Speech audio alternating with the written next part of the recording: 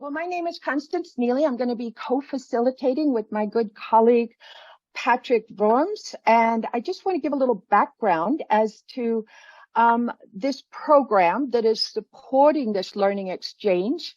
It is the Regreening Africa program. It's been going since 2017 to 2023 with some rather ambitious targets for which we are on track to achieve 500,000 households across 1 million hectares, incorporating trees into farming systems, croplands, communal lands, and pastoral areas with soil and water conservation and other practices. And I'm very happy that our program manager, Mika Bourne, is here, as well as our Director General for C4 ICROF, Ravi Prabhu, is also online. One component of that program is the Shared Decision Hub. It stands for Stakeholder Approach to Risk-Informed and Evidence-Based Decision-Making. I won't go into a long, detailed explanation, but it's about inclusive, evidence-based decision-making and really brokering knowledge across different groups. So that is what brings us to today, which is one of our Regreening Africa thematic cross-country virtual learning events.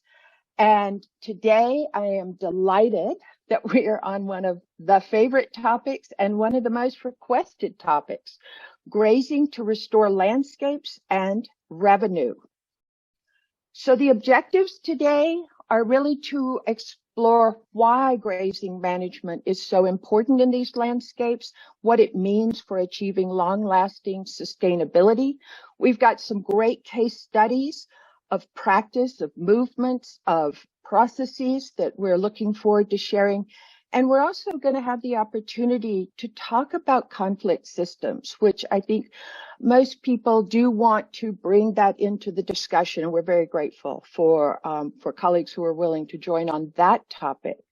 So after I finish, I'm going to invite Fiona Flinton from ILRI to frame our conversation, and subsequently we're going to talk about envisioning, I can't see my screen because I'm on one, envisioning success and incentivizing practice at local and landscape scales. We're going to talk about conflicts in pastoral and farmer systems, and we're going to talk about the role of governance and markets to help incentivize practice at a greater scale.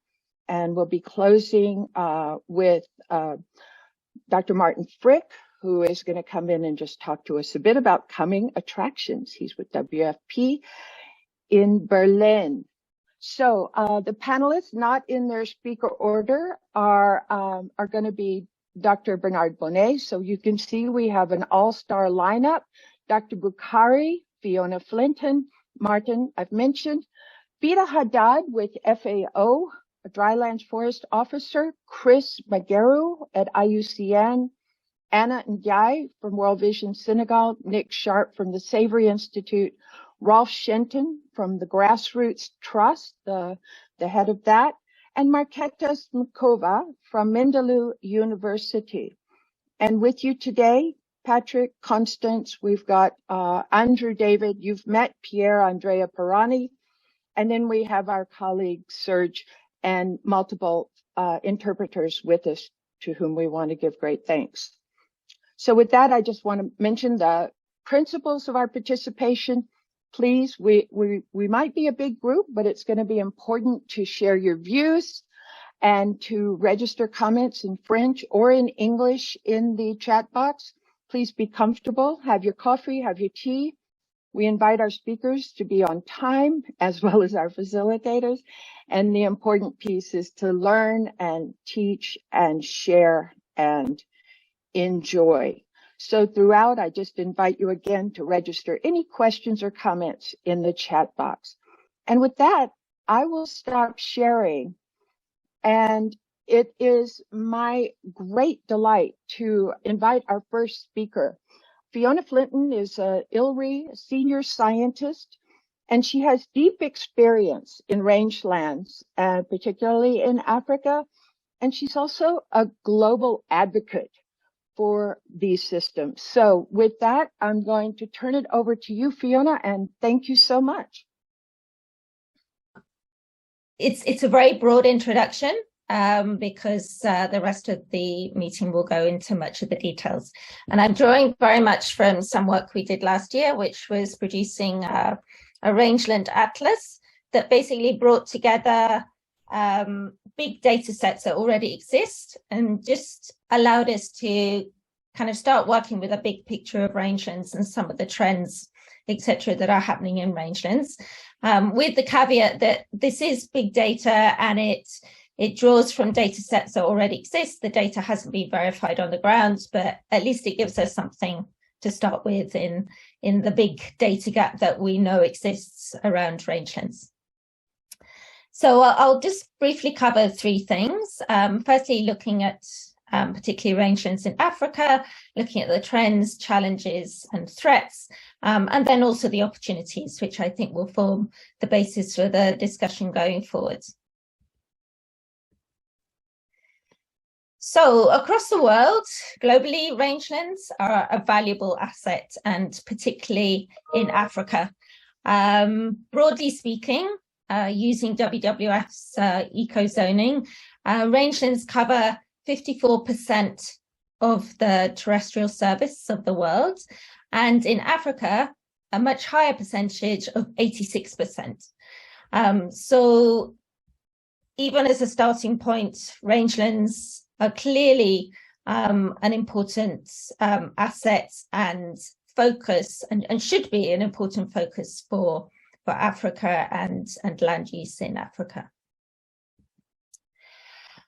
Across the world and across the rangelands, we see diverse ruminant systems. I mean, this is FAO's work with ILRI from 2018, showing the distribution of different ruminant production systems, providing a whole range of benefits from meat and milk to fuel, income, social, cultural benefits, etc.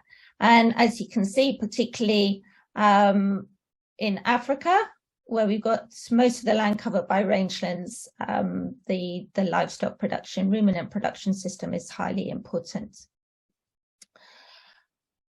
Rangelands are essential for food and nutrition through those ruminant production systems. Most food in the lower middle income countries comes from meat and plants grown on the range, produced on small mixed crop and livestock farms and on rangelands. Most red meat in Kenya, most red meat in developing countries is coming from rangelands, and for example, 90% of red meat in Kenya comes from the rangelands there. Milk and meat have essential roles in nutrition, especially for the world's vulnerable populations.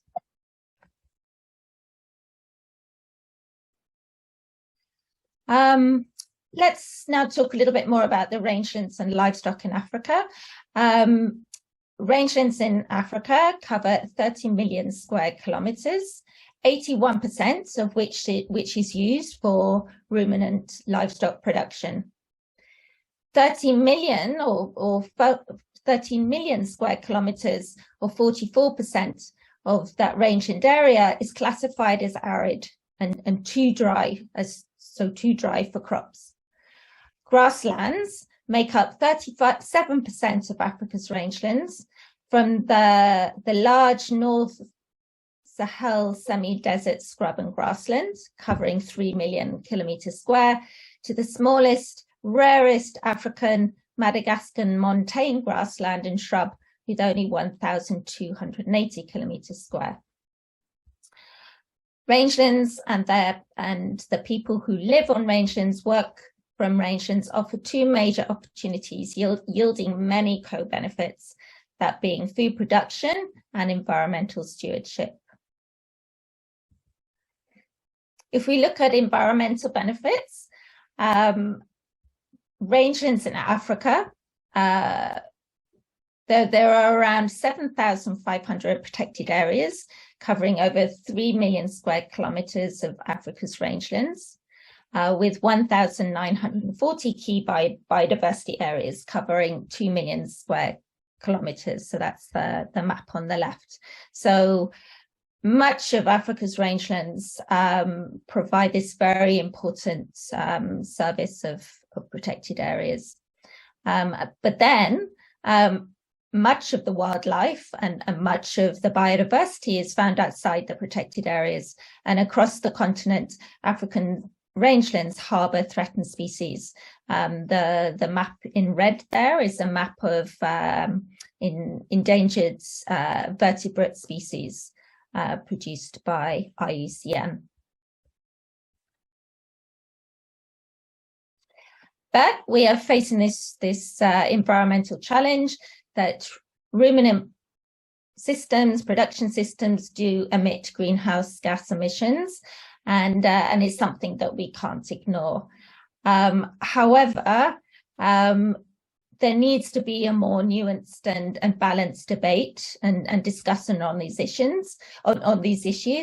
When the debate is normally taken forward and related to land use, there's a failure to take into account the multifunctionality of rangelands and, for example, pastoral production systems. As we know, rangelands and the land where pastoral and livestock production takes place, particularly in Africa, that land is also used for many other functions, whether it's for tourism, for collection of non-timber forest products, or other. And increasingly, we're seeing the attention given to offsetting emissions in rangelands through carbon sequestration. If we look at water is a major input into the livestock production system, but in the rangelands, it's mainly what can be called green water that's used, rainfall, and it's not water that would otherwise be used for consumption. Rangeland health is increasingly being seen as a very important part of One Health, and part of that nexus between human health, environmental health, and animal health. Grazing systems designed and managed with pastoralists or ranchers minimize threats to livestock, human, and environmental health while restoring rangelands to their productive potential. However, we are seeing trends and threats to rangelands. These are some of the maps that we included in our rangeland atlas. One of them was to draw on the information from the Land Degradation Neutrality database and map this to rangelands. Overall, the picture given by the Land Degradation Neutrality data isn't too bad. It shows that though there is degradation happening in rangelands according to the indicators that they use, there is a large amount that is stable, but also a great amount that shows improvements. Of course, these are big data figures, but from an overall trend, it suggests that the degradation isn't necessarily as broad as the big figures that are often used in relation to rangelands. But of course, this hides local changes, local situations, local contexts. This was a map that we produced drawing in information on projections of climate change and climate change thresholds to 2050. What it does show is that the majority of rangelands will see some climate change impact. The three different impacts that are shown here is a loss of length of growing period, average annual temperature change, and an increase in the average maximum temperature. And we can see that in much of Africa, the dark red is showing that there would be an increase in average maximum temperature over much of Africa's rangelands. So this is going to be one of the more problematic issues that can be seen. I understand I'm not an expert in this, but I understand that the length of growing period can actually be, the changes in the length of growing period can actually be more of an advantage to grasslands than the other climatic changes that might be seen. But the temperature for sure is one thing that is going to cause a problem for grasslands and the livestock that are dependent on them. This is a new map that we've produced more recently and is not actually part of the atlas yet. This highlights that rangelands are increasingly being seen for large-scale agriculture. This is land taken from the ILC land matrix, which maps the large-scale investments. We haven't really dug deeper into this data, but it just gives an overall picture that rangelands are seen as a place for large-scale investment, and often with serious environmental and social impacts if the safeguards or the proper land use making decisions are not a basis for these. So it's something that needs to be borne in mind here. Having said that, there are lots of opportunities for rangelands and for investing in rangelands, and we'll hear more about these through the session. But just to touch on a few here. Related to the issue of land use, land deals, etc., strengthening rangelands tenure security, governance and management really is one of the foundations for improving the productivity of rangelands and for increasing restoration opportunities, for example. As many of us know, rangelands and pastoral systems, pastoral lands tend to have very weak tenure security, partly because of their complexity. Governments find it very hard to develop land tenure systems that encompass all the complexity that exists in pastoral tenure, but also for other reasons. I mean, it leaves the land open and easily accessible for land use change, for land investment, etc.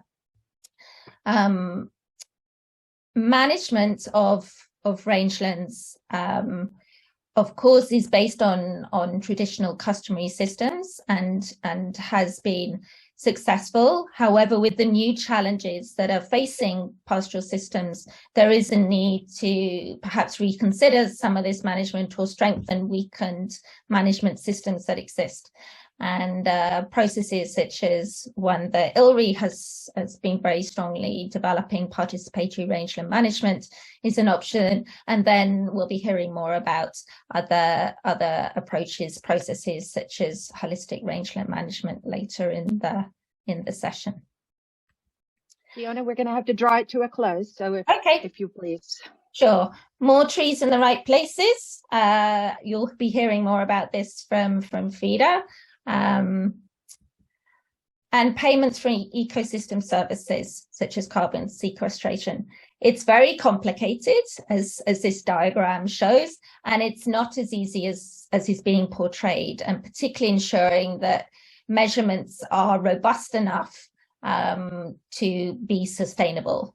They might be robust enough to enter the carbon market, but really we need to take care to ensure that the right monitoring and evaluation and methods are being used to support evidence of changes in carbon and back up those carbon credits.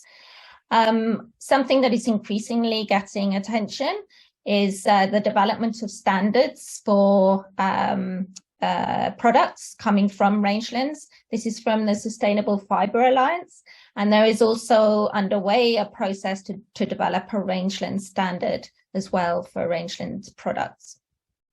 And then finally, rangeland restoration through sustainable value chains. We know that rangeland restoration is needed, but how can we harness finance from livestock value chains, from livestock value chain actors for that? those that are benefiting from such value chains, such as the cashmere production, how can we get those benefiting and making profit from these value chains to then invest back into the rangeland restoration, into the resource base? And this is the topic of a project that we are developing with IUCN, hopefully with Jeff funding to start next year. Final slide, data. We all need data, and we still have plans to develop a global rangelands data platform that all of us can contribute to and benefit from. So fantastic. The end of my presentation. Thank you so much, Fiona, and thank you for putting together this great summary, both in terms of why they're so important, what are the challenges, but what are the clear opportunities. And so greatly appreciate your leaving these key messages up as we start to bring this presentation to a close. We do want to thank you very much, and thank you also for your direct points to the other speakers on our program. So very grateful. Can we give Fiona a round of applause, please? And I would invite now that we, excellent, that we start to see panel 1, where we're going to move into to discuss really envisaging success and successful practice at local and landscape scales. And we're going to kick this off with our good colleague, Rolf Shenton, the founder of Grassroots Trust, and he is the inspiration behind the Pancha communal herd, and you're going to learn more about that right now. Thanks so much, Rolf. Over to you. Thanks very much, Constance. Thanks, Fiona. That was a great thing. I hope I get a copy. Pierre, we can go to the next one. The next slide, please. Yeah, so Rolf Shenton is my name. I'm in Zambia. I've been a long time dealing with other people's problems because I was once part of the getting rid of a dictator here, and I ended up in parliament. And suddenly I was overwhelmed by a lot of people's problems, most of them farmers, and obviously the consumers, who both are complaining. This is basically the situation we're in. We had a very broad economy in traditional times, but since the arrival of monocultures, fertilizer and things, it's really narrowed down to this, where people spend a lot of money growing. A hectare of maize here costs $7,000. Most people get 40 bags per hectare, and they lose roughly $200 per hectare per year. The government subsidizes that, and it's at the same time the soil is getting less fertile every year. The water is perceived to be less every year. The inputs are increasing all the time. Profits are getting less, and people must find new land.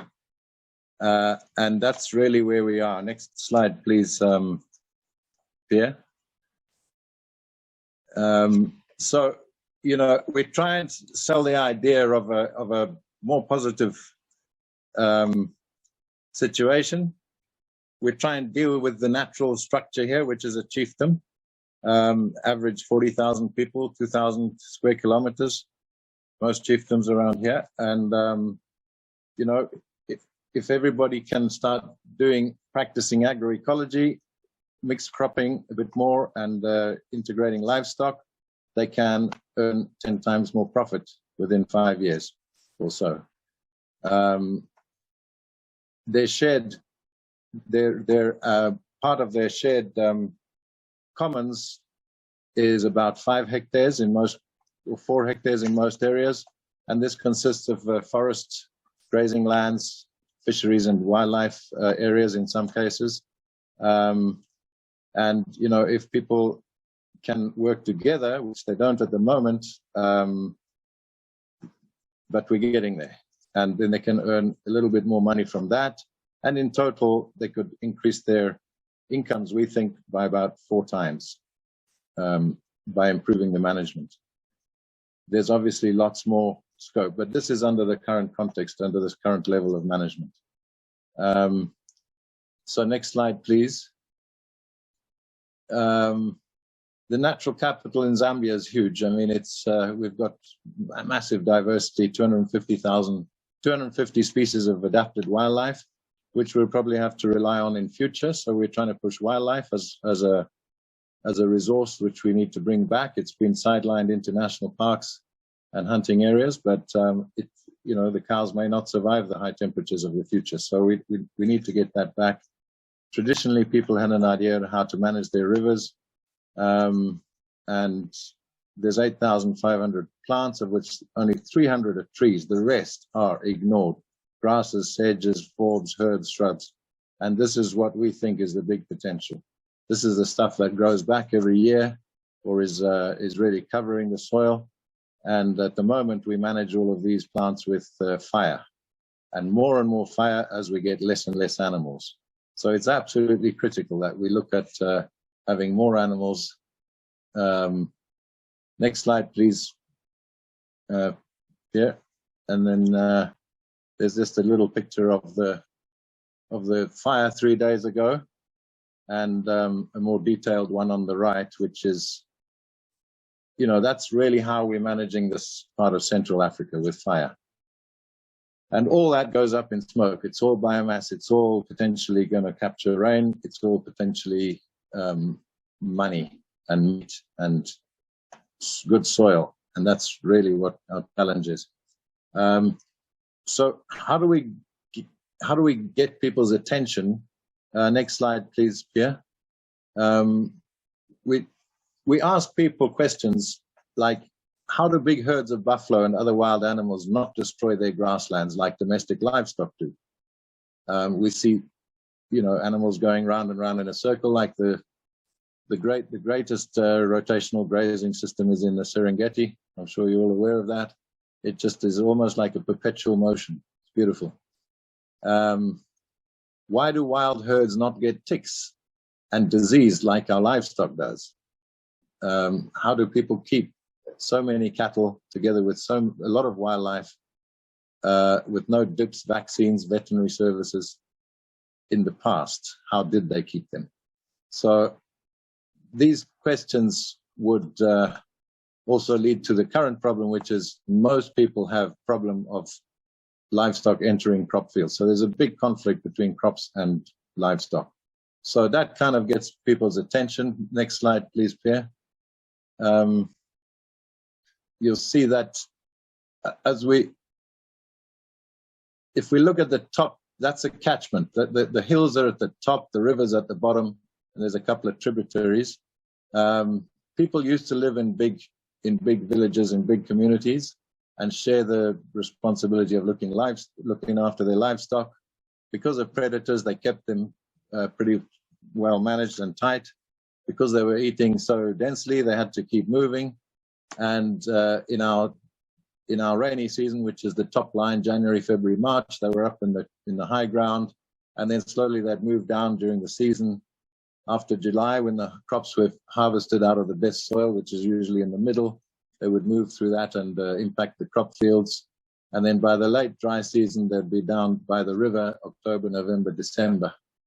And there was this natural 1 year's rest. So when they get back to the area they were in January, the ticks had died and the grass had had lots of chance to regrow. And that's really how people manage to keep their animals. And people can relate to this still. It's not that long ago since people were doing this in most livestock areas. The bottom map is what's happening now, which is people had the freedom to abandon their big villages, their security, and there was a complete resettlement, people living all over the place. Crop fields are really now dotted all over the place, and small herds of animals are now grazing randomly all over the place, getting in trouble in crop fields, and also just recycling disease all the time. And a little bit of grass in between those two villages never gets a chance to grow. So basically everybody can relate to this and see it. And we'll talk about the next slide, Pierre, please. the signs of the desertification. I know Fiona says it's not so bad, but where we live, it's pretty bad in most areas, to be honest. We see Rolf, Yeah. we're running out of time. Can you try to talk about your successes and summarize those successes in a minute or two? All right. So essentially what we've seen is as soon as we put the animals back together, the forest starts improving. The grassland starts improving.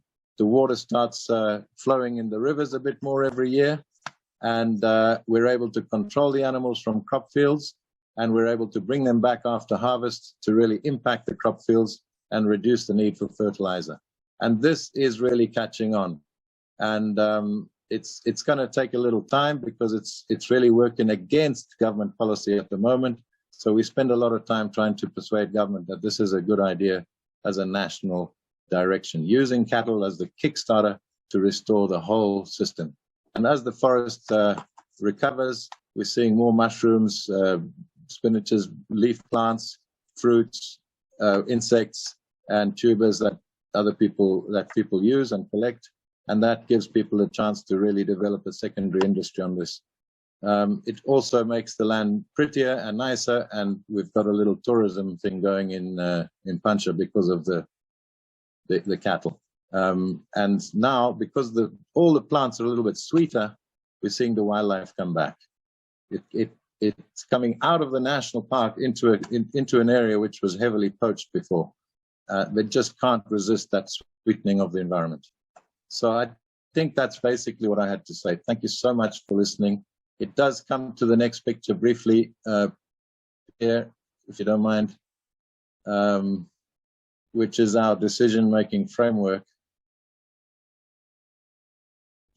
Pierre, if you can get the last picture on there, the map, the blue one.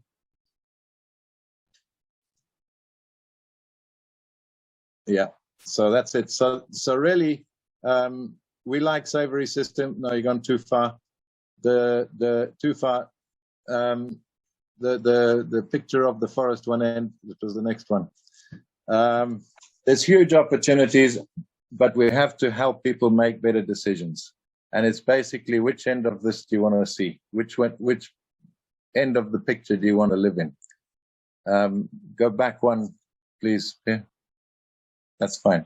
Okay, well, thank you very much. I'll share that presentation and hopefully it'll make more sense when you see it. Thank you, bye. Fantastic, Rolf. Thank you so much. And apologies, I see some hands up, but I think we're going to have to keep moving. We've got 3 additional speakers in this session, but Rolf, that was genius. And I know that Patrick, maybe you could share your article about your visit with Rolf in the chat box so people can see that. It's got some fantastic pictures as well.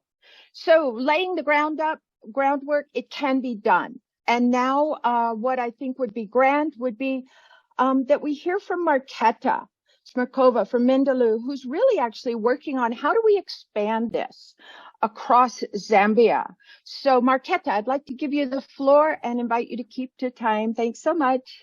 Hey, thank you very much. Good afternoon, everybody. Thank you very much for having me here. I'm happy that I'm following up on Rolf. As we both work in Zambia, we both work and we both work together on some projects and some areas. And he very nicely presented the rangeland part, the pastures and the rehabilitation of the joint and the environment in general. Our approach is a little bit more community based and more focused on the let's say the sustainable value chain as Fiona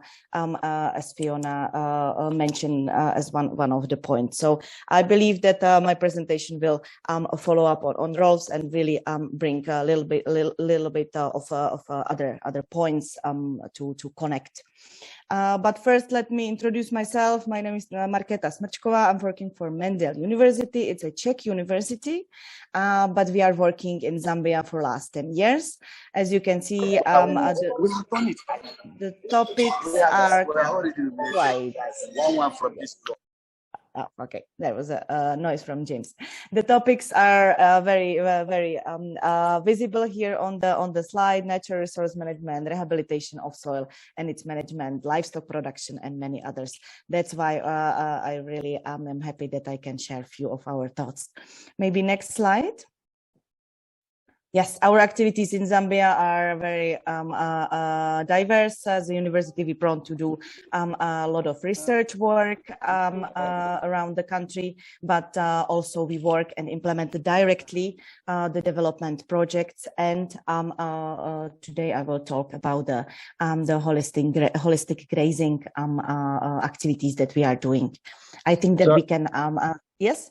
Sorry, Marketa, Pier Andrea here, just checking that the interpretation is okay. Yeah, perfect. Please go ahead. Okay, thank you, Pierre. I think we can go to the next slide so we get really to the topic properly. Thank you.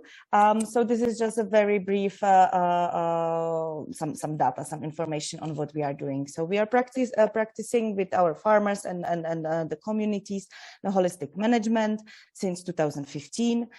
We are currently supporting 24 communities in 2 provinces, Southern and Western, all together in 6 districts.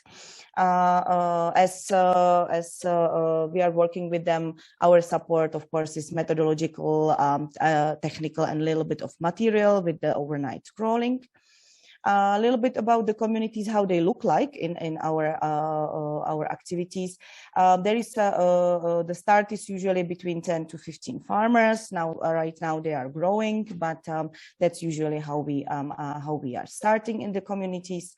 Some of the communities, or most of the communities, are contributing to the activities with a lot of their own material, with some tools, wooden poles, etc., for the overnight crawling. So it's very much partnership between the project or the university and the communities themselves.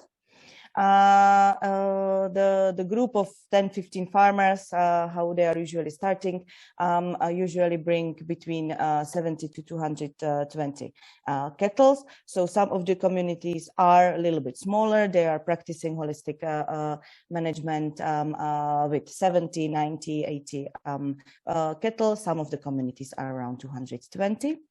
Of course, at all of the communities, the Holistic Land and Livestock Management Committee is established, who is deciding and of course together with the community, but the committee is basically running and deciding a few things over the program.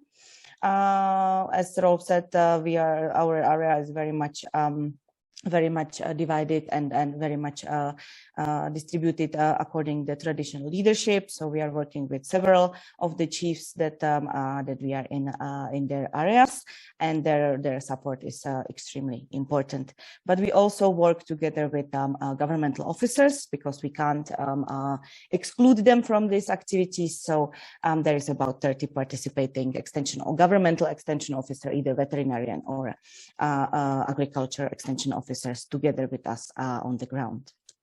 Next slide, please.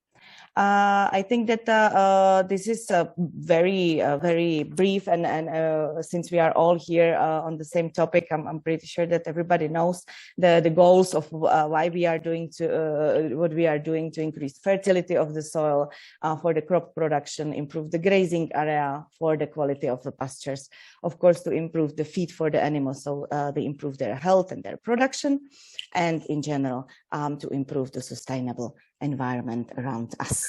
And last but not least, improving the community cooperation through the holistic approach. Next slide, please. I have prepared two slides very briefly to show some results. And as I said, I'm in these 2 slides, I'm very much focusing on the production side. So as the communities are implementing holistic grazing, throughout the day, of course, they are grazing the animals together, and throughout the nights, they are bringing them back to the movable crawls, which we have supported. Here you can see a graph graph of the data that we have collected in Western Province at one of our projects. The data were collected between 2019 and 21. As you can see, the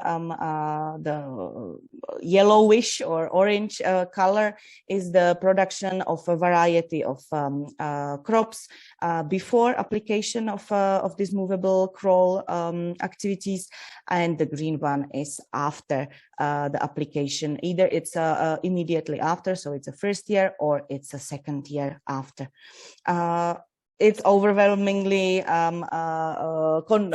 convincing, I would say, that without using any additional fertilizer or either organic or inorganic, the production increased in all of the crops and all of our areas. So as you can see, it's about 40 to 60% even some of the increase. For us, and especially for the farmers, very positive message, which keeps them going on with the activities on themselves, by themselves as the communities. Next slide, please. So this slide, especially the table, is showing the results of collected data on maize production. As you can see, the MNK means movable night crawl, which we used or the community used on their fields. Chemical fertilizer, we collected data on the maize planted with the chemical fertilizers in some communities as well. There is an option for manure, but not the movable night crawl, but only using the manure manually. And there are also data on no fertilizer and no manure. So basically just the production itself without the fertilization. The methodology was quite, it's a little bit difficult, definitely not for the short time that we have here. I just have highlighted a few points here, how the data were collected. So for you later on, you can go through that. But basically, the data showed that from the weighting of each of the crop of maize, specifically targeted in each field the same way. Then the movable night crawl has the highest average weight of 1 crop of maize, and that's the difference, of course, between what we are mostly interested to see is between the using of the holistic approach and movable night crawls, and how does it change, or what is the difference between that properly implemented and to use chemical fertilizers. So you can see that by using movable night crawls, the average of a maize weight was by 1/3 bigger. There are also a lot of variables that could have influenced that.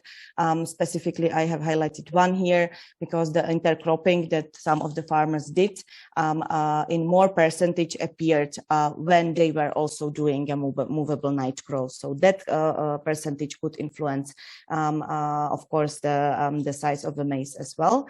But as you can see, in all of the type of fertilizers, some intercropping was made by the farmers. So that is there just to compare how much it could influence the weight. Even if we count it properly together with the percentage, we can see that the movable night crawl in this sense again prove to have a bigger production based on the average weight of a crop of maize. Marketa, Okay. we're going to have to draw it to a close. Yes. Just the last two slides very briefly, if we can move. I believe we are now getting to a few pictures, which you can of course go through that a little bit later. Maybe we can move on to the slide when there are, yes, this one. I think that this one is very interesting. It's one of the, could you go back, please? Could you go back, Pierre, please? One more, please. can you see? Oh, okay, so this is a picture. No, the picture of the field from the drone, which very nicely show where the movable night crawl was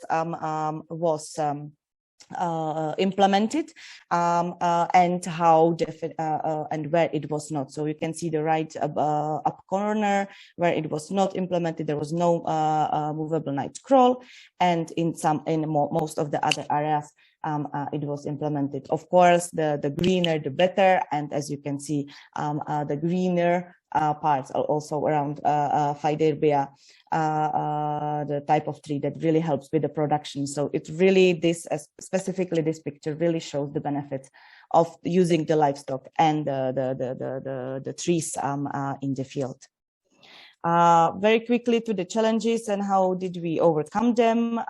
Maybe you can skip up here. Yes, lessons learned first. Yes, the previous. Yes, this one. So there is, I've highlighted 4 main challenges and suggestions or experience what we have done to overcome them. Of course, when the community is implementing something, then the traditional leadership needs to be involved very, very, very deeply and in every single step of the way. We were very lucky so far that all of the chiefs and all of the village headmen and many others were supporting it and are part of the activities.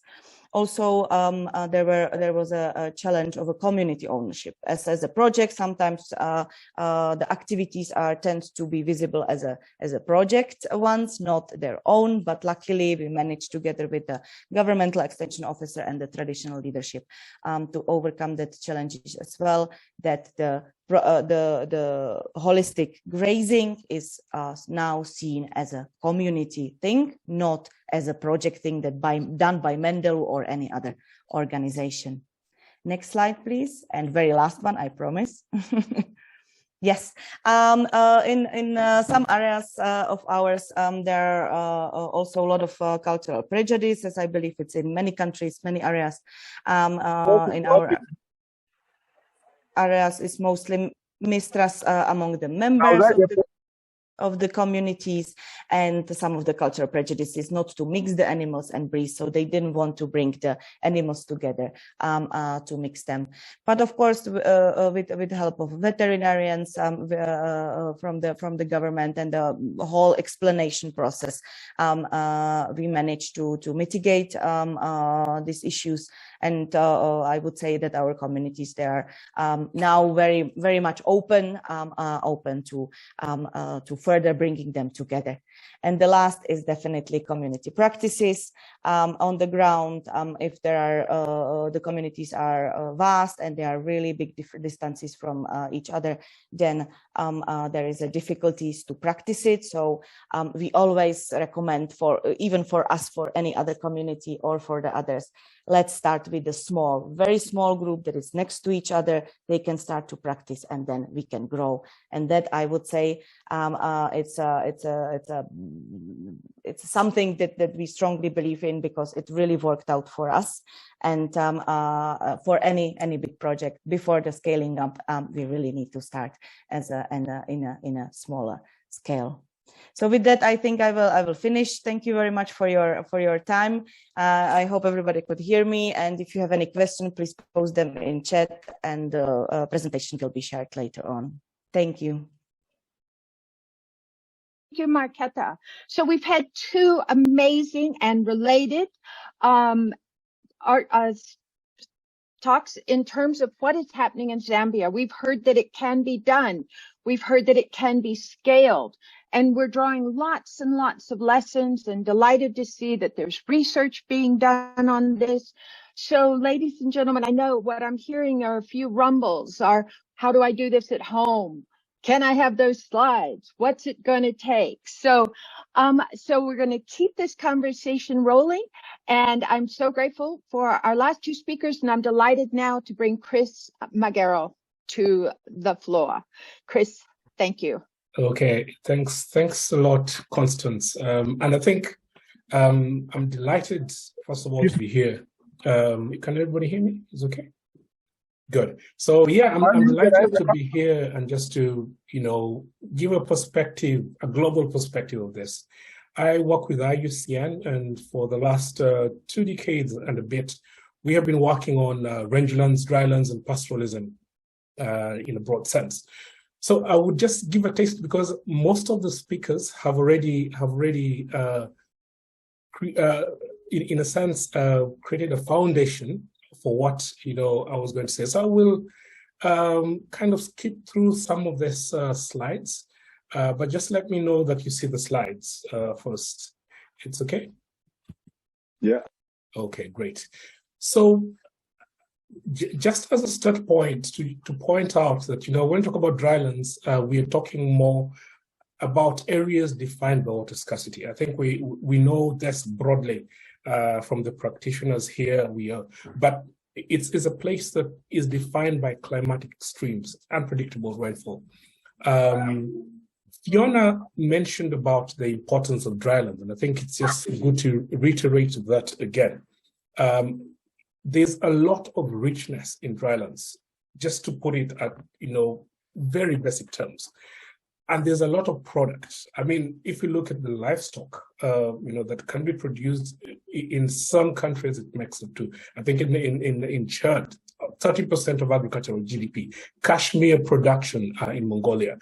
There is a lot of potential within rangelands, and I think it has been adequately mentioned, by the speakers before me.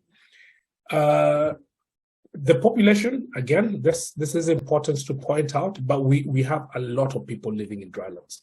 It cannot be understated, the number of people. Drylands are caught up in one perpetual narrative of unsustainability. It's a cyclic narrative that we face, but this is one of the points where, we experience loss of fertility, we experience loss of biodiversity, and this now leads to the problems that we're seeing. I just put up this slide to point out that around the world, a lot of countries, have already committed through the land degradation neutrality target setting, which is a target setting under the UNCCD. They have committed to improve their drylands. 124 countries, I think it's now 127. But there is already huge potential globally to do something about this. One of the other things I wanted just to mention in a very brief sense is we are facing a lot of impacts already within the drylands. Climate change itself will exacerbate what we see in drylands. We know, I mean, some of the figures here, as you can see by the projection of the IPCC report, saying, the frequency of 46 times dry seasons. And I think one of the speakers, I think it was Fiona who mentioned the growing seasons. You can imagine if we are losing 46 growing seasons within, a certain setting, that is much more than we experience now. But even at the moment, we are not in a good place. This is just to say that, we are going to face even, more extreme times in the future. So what does grazing look like? And I thank God for the two examples that we've heard from Rolf and Makita, that, there is a process. And for me, one of the things is to point out here is that water is an essential part of grazing lands. And we know it, and I just like to just reiterate it. How we manage our lands will lead to better biodiversity, better ecosystem services, better water holding capacity for the ground, soil facility, carbon. But we have to think about how we manage our ecosystems. And IUCN has been involved in this, for quite a number of years through, quite a number of projects. But one of the things that I'd like to point out that, within this, we talk about now some mechanics that, have been pointed out. What are the stocking rates, grazing intensities? Do we, go through, a single grazing or double grazing? What does that lead to in terms of the input from the animals that we put out for grazing, the manure, the soil nutrients, how they contribute to the nutrient cycling? So nutrient cycling is not only water, but also we're looking at carbon, we're looking at nitrogen. How does it lead to that? In addition to that, what are the physical actions that these animals have, to the environments where we are? And based on that, a manipulation of the timing and intensity and production in order for us to see a vibrant system. So what I'm trying to say is that it is quite a complex system when you look at grazing livestock, especially within rangelands. And one of the key things to this system, is it is quite strongly embedded within governance. Yeah, and some of these practices are dying away as communities and as community governance systems are disenfranchised. This is through, sometimes elite takeover, sometimes by inappropriate development, agriculture expansion, as Fiona already showed. These are some of the things that are already contributing to, a negative impact on these places. To reinstitute these things, we have to think about the complexity of these processes. And for me, the complexity then becomes looking at the governance within the system, looking at the land rights. Communities need to feel safe to be able to implement these processes. And I think we have had a few examples of how this is done. So just in conclusion for me is, when we're looking at the systems, is that there's a great potential to reach multiple goals when you talk about grazing systems. It contributes not only to, cultural ways, we know that, but also it can contribute to sustainable development goals, to our restoration goals across the globe. Extensive grazing, which includes pastoral, play certainly an important role in ecosystem balance. We talk about rangelands. That one is one of the things that I think, if anything, we should take home with us. I know there are a lot of narratives that talk about, extirpating grazing and pastoralists, but it plays quite a central role to that. But we must pay attention to the factors that we've heard today. We talk about good governance, tenure security, gender inclusiveness, among other things. So I will end there, and thank you very much for that. And back to the organizers, back to you. Thank you so much, Chris. That was extraordinary. And in such a short period of time, I think all of us now want that graphic as our screensaver. It was tremendous. And thank you for putting it all in a nutshell. Really appreciate it. So now, if you've listened, everyone who's spoken so far has actually also mentioned trees and grazing lands. And so we are so excited to have our next speaker, who is Fida Haddad. She is FAO's Dryland Forest Officer, and she will be talking about how do you integrate trees into these systems, particularly in drylands.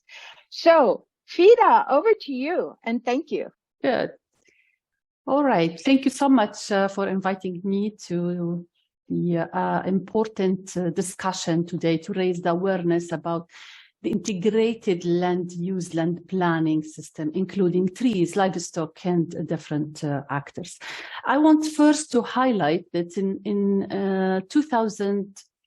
between 2015, 2017, maybe most of you were part of the first global dryland assessments, where the more than 200 experts all over the world managed to assess the dryland, the trees and forests and dryland systems. But before I start and give an overview of that global assessment and move into practical cases in Africa, recently, FAO, through the forest resource assessment surveys, confirms that even though we have a slowdown in global deforestation, dryland forests in Africa represented still the area of the second highest level of global deforestation between 2000 and 2018, with around 49 million hectares after South America, which represents 68 million hectares of deforestation. Now, the second main cause of that deforestation is the grazing, or because of the livestock. Here we have to focus on like no more time. We don't have that time to wait until have like more deforestation and more impact of climate change. We don't need to provide the implication of such deforestation. And we know also that, for example, in Africa, we know how much African drylands have a great variety of trees, shrubs, grasses, and how much shrubs and trees are often better nutritional value for livestock. So here we have to consider all of these actors. A great survey done in I think in northern Nigeria, a rapid rural appraisal was used to determine the importance of reviving the sylvopastoralism in northern Nigeria. They found that the communities managed to improve their non-forest timber product to enhance the sylvopastoralism in their areas. As well in Senegal, when hundreds of villages over 30 years managed to restore their degraded shrubs and transform them into more savannas landscape and increase the woody cover. Between different, let's say, regions in Africa, either in Southern Africa, where pastoralism is still practiced, but unfortunately, due to the large scale of industrial livestock farming, that's banning a lot of land degradation and the pastoralism activities. Same in Eastern Africa, for example, most of the conservation activities also banking the pastoralism in West Africa. And as my colleagues already, the previous panelists mentioned, all of these challenges around different parts in Africa, and giving the example of Zambia. But I want also to mention that also in Africa, based on the latest assessment presented by FAO, also has a presumed dryland. And maybe this is not, it's a new old definition of an extra category on drylands, which is called presumed dryland, where make the drylands is 48% more than 40 if we count the presumed dryland, which is 7% of the whole globe. Now, why I am raising this point of drylands, because presumed drylands, to see that even these new categories, the best percentage, the highest percentage, sorry, is forest and grassland. So still we need to consider the integration of forest, trees, and livestock in the management. And the assessment showed also that the second largest area of presumed dryland is in Africa, which is the Miampo-Mobane woodland ecosystem, where the forest under this presumed dryland, around 44% of the whole presumed dryland in Miampo-Mobane. And most of these lands located in Tanzania, Mozambique, Angola, and Zambia. So here what we did, and to influence more the concept of importance of sylvopastoralism to sustain the presumed dryland as well, the whole ecosystem of Miampo-Mobane, we did economic valuation assessment to check how to value the ecosystem services in Miampo-Mobane and convince the decision makers on the importance of integrated the sylvopastoralism in their planning managements. To go quickly over this, the case I will present just in one slide is about the Tanzania, where we looked into the doing an economic valuation to assess how farmer natural managed regeneration can contribute to increase trees cover in Tanzania, and as well improve the sylvopastoralism activities. As I mentioned before, the presumed dry lands. It's between the Mozambique, Tanzania, Angola, Zambia, and Zimbabwe, but here I will focus only on Tanzania. And the economic valuation that we conducted here, we looked into two scenarios. In case we will continue working on the land degradation neutrality scenario, or we keep the business as usual, where forester works alone, livestock works alone, on-farm activities alone. So a quick assessment that we assess the value of regenerating the tree cover under two scenarios, as I mentioned. The first one was under the land degradation neutrality scenario 1, where we stipulating a stabilization of the current tree cover within the cropland and the activities of sylvopastoralism that the farmers are using on their farm. And the second land degradation neutrality scenario was on if we increase the canopy cover of trees up to 2000 levels, or if we will keep it as it is. So we found that the regeneration of trees canopy within the farmlands increase up to 250 kilogram per hectare, which is around 16 to 37 euro per hectare. It is nothing for sure. Like if we want to convince and influence the practice, but the point here is that the community practice, traditional knowledge, when they manage to provide and to sustain their on-farm activities, and they relied on their on-farm timber and non-timber products to support their economic revenues, that encouraged also the Tanzanian government to think more of their laws and regulations. So recently, of course, one of the gaps before I forget to mention that to make sure that this kind of system, the farmer managed natural regeneration or pastoralist managed natural regeneration, needs security, land security or access to the land to support these kinds of activities.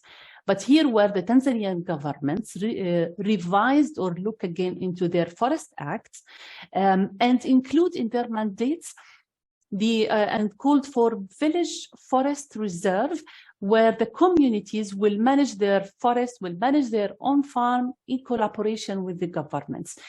I mean, here it's just to show that even in the sylvopastoralism, even small action can make the big difference. But we need to connect the dots between the different actors and the different actions to ensure that holistic management is at a scale and can reflect on different, let's say, sectors.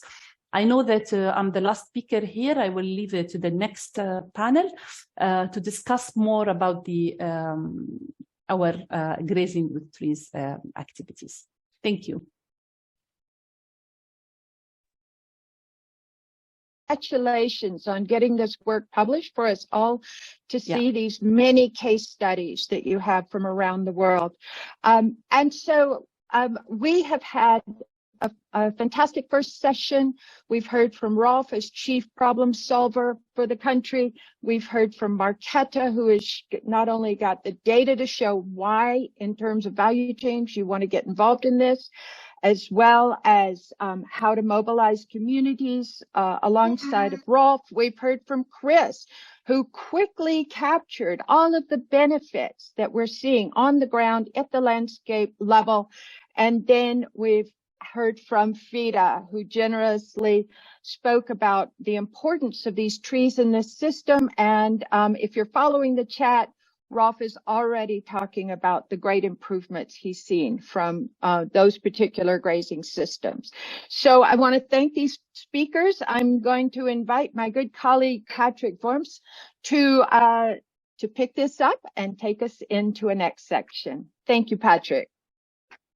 Constance, thank you very much. Wow, what an astonishing range of presentations we have there. I visited those systems in Zambia, and I was absolutely fascinated by the extraordinary speed with which ecosystem function is rekindled and the livelihood benefits that people draw from it. And Marketa in particular, thank you for that lovely little slides that is measuring something I'd never seen measured before, which is the size of a maize cob, depending on these various production systems. Now, we're all friends here, and most of us will presumably already know that grazing done right and pastoralism is a giant tool to help us fix the damage we have done to this planet. But we also know how hard it is to get policymakers to understand that. And we know that a large part of that comes from the fact that customary tenure systems and legal tenure systems are unclear and overlap in difficult ways, that management systems that pastoralists and farmers use for centuries were fallen by the wayside for many reasons. And so understanding the conflict systems that have built up around pastoralism is essential to ensure that pastoralism can thrive in the 21st century.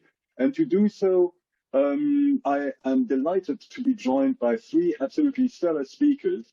First, Dr. Kaderi Noaga.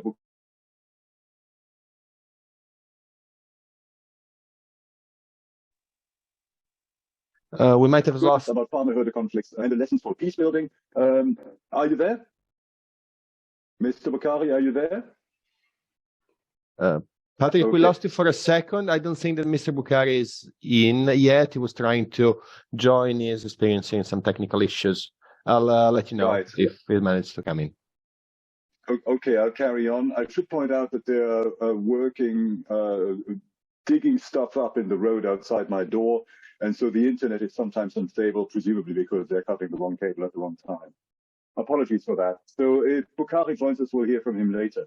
Then we have Bernard Bonnet, who I had the pleasure of meeting last week at the Désertification conference in Montpellier, and who is from the Institut de Recherche et d'Application des Méthodes de Développement. And what he's a specialist in is these tenure system. And I suggest that we start with him before hearing from Anna Dabandiaye, my dear colleague from World Vision in Senegal, who will tell us how the lessons on tenure are being applied concretely in the couloir pastoral here. Bernard will speak in French, so make sure that you are switched on the right channel in the interpretation box at the bottom right of your screen. Bernard, over to you. Thank you. Oui, merci beaucoup. Merci Patrick. Thank you very much, Patrick. Sorry for being late in this meeting. I was busy. I will quickly say something about my area of expertise. I work on land security and pastoral security, especially in West Africa and Northern Africa. I'm not conversant with other contexts. I don't have much knowledge on Eastern Africa. We did many works at Iran. I work with the Institute of Development, Methods of Development. I work on the question of security in the agropastoral system. That has been discussed, especially concerning the regeneration of land, the regeneration of the environment. Because we did so many things in that area. Mobility is an important tool for resource mobilization.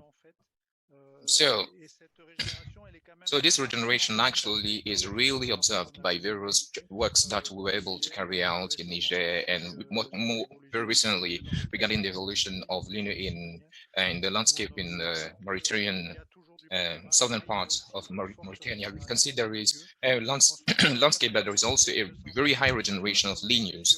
But I think we have to focus more on the contribution of pastoral systems regarding the care or management of those species and the regeneration of natural environment. I had 4 things that I wanted to talk about, if you can give me the time.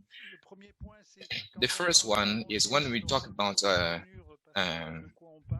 tenure, what's pastoral tenure? What are the evolution of political policies that we can see?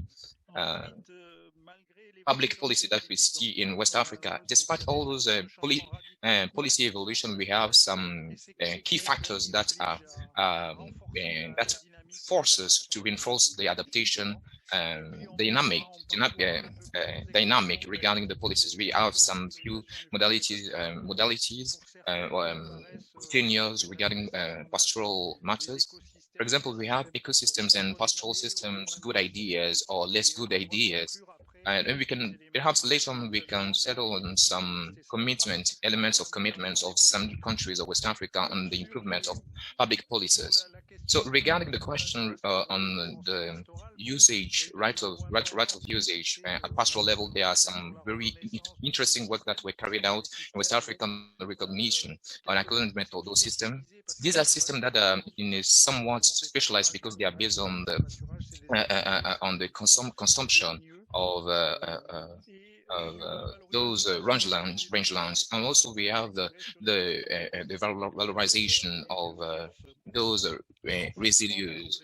We have the strengthening of complementarity of these systems. So we can see that there are certain elements that we have to keep at the back of the mind in terms of economic importance, the economic contribution of those pastoral systems of West Africa. If, for example, we take the GDP of ECOWAS, which is estimated that the mobile system, pastoral mobile system, contributes between 40 and 60% of the internal of the GDP of the West African region.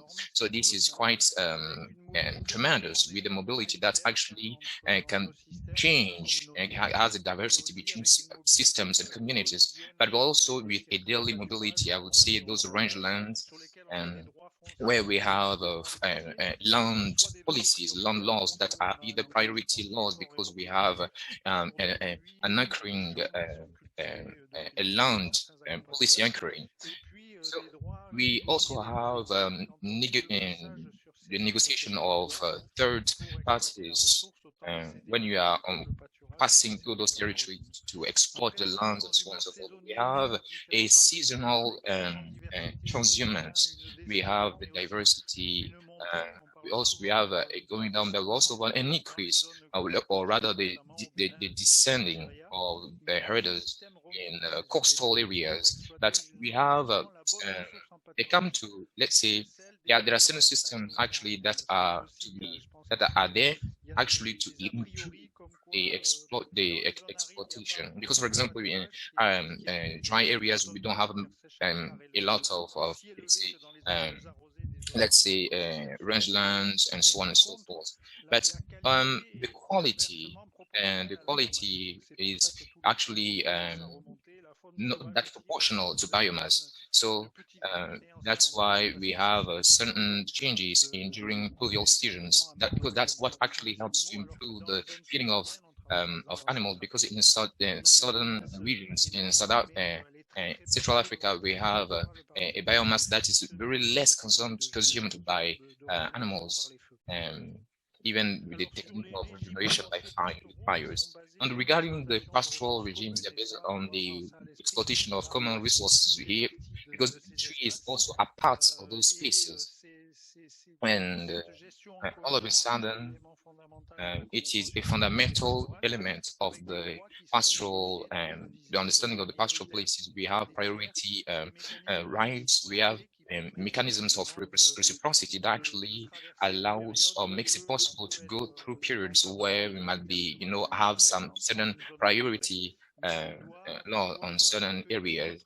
And also we can welcome certain herders during dry seasons or rainy seasons, because if we exclude certain herders in those spaces where we implement those priority rights, it might happen that next year, in the years to come, we might not have some rain. So if you've been exclusive in certain places but you don't negotiate, it will be actually very hard. So it's very important. And the second fundamental factor of this hierarchy of land laws regarding those landscapes, it's the complementarity between farmers and herders. So we have a kind of usage during adaptation between when it comes to dry seasons, because there are certain cattle that are going through the areas. So it is actually good to think about in the perspective of adaptation and so on and so forth. So after all this, we have the cattle that because, for example, we have an access to a resource of landscape of rangeland up to the Saharian land, which is of quality for animals. So here we have a very important notion. You are left with 2 minutes. It's extremely very short. So just to talk about the factors of radical changes, these are factors of the increase of demographic growth and extension of countries in pastoral areas, rangeland areas. So this is a very key factor. And to this, we have climate change. But climate change, that's not necessarily negative. When we take a look at West Africa, we might come back to it if you have questions. But the main factor here is governance. Governance, really the appearance, emergence of new actors on the political landscape. We have the security and crisis that we've had in West Africa that has actually caused major changes in the pastoral landscape, and which actually has come with a lot of violence, some leakages of strategies and so on and so forth. That has also come to, exacerbate a lot of tensions for pastors. So regarding management modes, what we've worked, that seems very important. Of course, there is a whole spectrum of policies that is there, because we've seen that the pastoral herding or cattle breeding is not really, really productive and so on. But we have studies that were carried out that showed the inverse, through the contrary, that they are really productive, that they are really important. And talking about, we can see that when mobility is irrespective, we can make an analysis of the pastoral landscape in terms of mobility. We can see that there is a contribution, there is a high contribution to the production. It integrates carbons in soils. There is a reduction of greenhouse gas, and there are initiatives that are very interesting that were supported within local regulations that were being put in place. Namely in certain countries like Niger with a rural code, quite interesting one. We've also seen Mauritania having a pastoral code that actually acknowledges their possibility of users to come together, organize themselves, federate their efforts to elaborate conventions, make draft management policy of those lands, and this based be recognized as key actors of local land management. These are initiatives that we've worked a lot in Mauritania with an ecological follow-up that shows that there is a positive impact regarding the regeneration of medias through this decentralized management, and all the work regarding social agreements, which is quite important, the development of approaches based on negotiated rights and also local rights, which is very important. And also a last dimension that's quite developed in experiences and current project in West Africa. It is a question of transborder dialogue between collectivities at the level of the borders, because the question of the closure of borders regarding pastoral mobility is a real element, a real component. And so to bring it to a close, I would like to say that there was a quite important event in November 2021, where several actors mobilized, talking about this question and the security of the pastoral activity, organized an event regarding the prevention of conflicts and securing the pastoral activities. And so there are key elements that were actually pointed out, but there are some texts, but they are in French, unfortunately, but there are some other that are in English. So if you can go on the internet, you will find the Francais in Germany 2021, you will find the text, and there was it culminated with a political declaration. There were more than 250, participants, ministries of the various countries of the region. So it culminated in a declaration of Ijamina that you will actually be able to take cognizance of. That was hinged on the work the works were hinged on four main points: the experience for the drafting of land policies that would be legitimate and legalized, because many countries actually want to, reward or change their policies, but sometimes there are no follow-ups, and they are perceived as minor low reach actors. We have the status of those pastoral activities. We have the governance devices and responsibilization of the land management in the agro-pastoral level. We have the mechanisms of information and rights defense of herders and farmers, because it is also a key component for the better governance that can actually help regarding mitigation of conflicts and so many things. All right, and now it's my great pleasure to ask Dr. Kaderi Nwanga-Bukari from the University of Cape Coast in Ghana to talk to us about how these conflicts are being managed in Ghana and what lessons we can draw from them on building peace between pastoralists and farmers. Dr. Bukari, over to you. Okay, good afternoon to all. Thank you very much for the opportunity to be part of it. I hope you can hear me, please. Yes, absolutely. All right. So thank you very much for the opportunity to be part of this very important discussion. I have been traveling, and so that is why I joined earlier. I earlier sent an email about that, but I'm happy I'm part of this meeting. And I see that there are a lot of people I have in the past cited and worked with. If we look at Fiona Flanton, I've made a lot of her reference to her work in my various writings, and I'm happy to be here with her.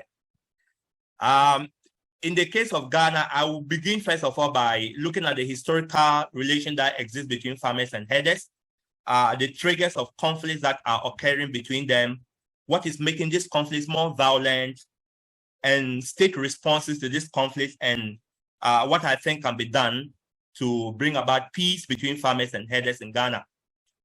Now, indeed, but Dr. Bukari, remember to do all that in no more than 7 minutes. More than 7 minutes?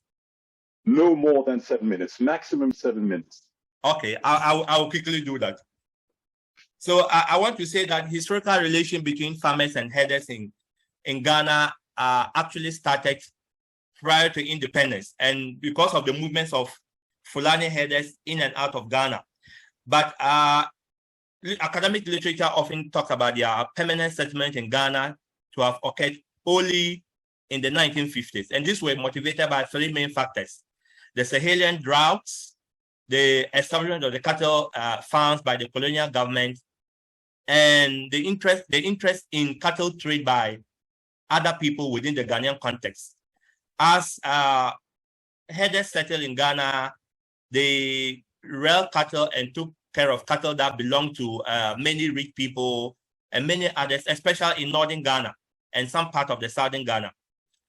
Now, the often intricate relation between these two groups have often been that they've always been coexistence, and they built a lot of social networks. Farmers entrust cattle to herders to take care of, whilst cattle also use their cattle to plow on people's farms, as well as do a lot of farming and other related activities for them. But this relation have often also been marred by conflicts. And many of these conflicts are often violent, resulting in the death of many people. I mean, since for the last years, since my own count, more than 100 people have died as a result of these clashes between farmers and herders. Now, what is resulting in these clashes? One of the main issues that is important for us to understand has to do with traditional the destruction of crops by cattle. And these destructions are not just due to any other thing, but because of the increase in the number of cattle as well as the increase in farming. So there's a sort of competition between the two groups in terms of what to do. Also, one cannot talk about the fact that these competitions are being marred by the impact of climate change and environmental change that is driving a lot of herders from the Sahelian region into Ghana. And as they come and settle, competition for land, competition for water, and for other resources have always been a factor. But you see, what has compounded the problem has to do with the stereotypes and prejudices that are associated with a lot of Fulani in Ghana. In Ghana, many people see them from a different light. They see them as non-citizens. They see them as people who engage in crime, especially in many communities. And I can tell you that in this day and era, these stereotypes have increased more and have become community members' attitudes towards herders in particular have been more antagonistic. And this has resulted in sometimes traditional authorities and even state authorities supporting farmers against herders.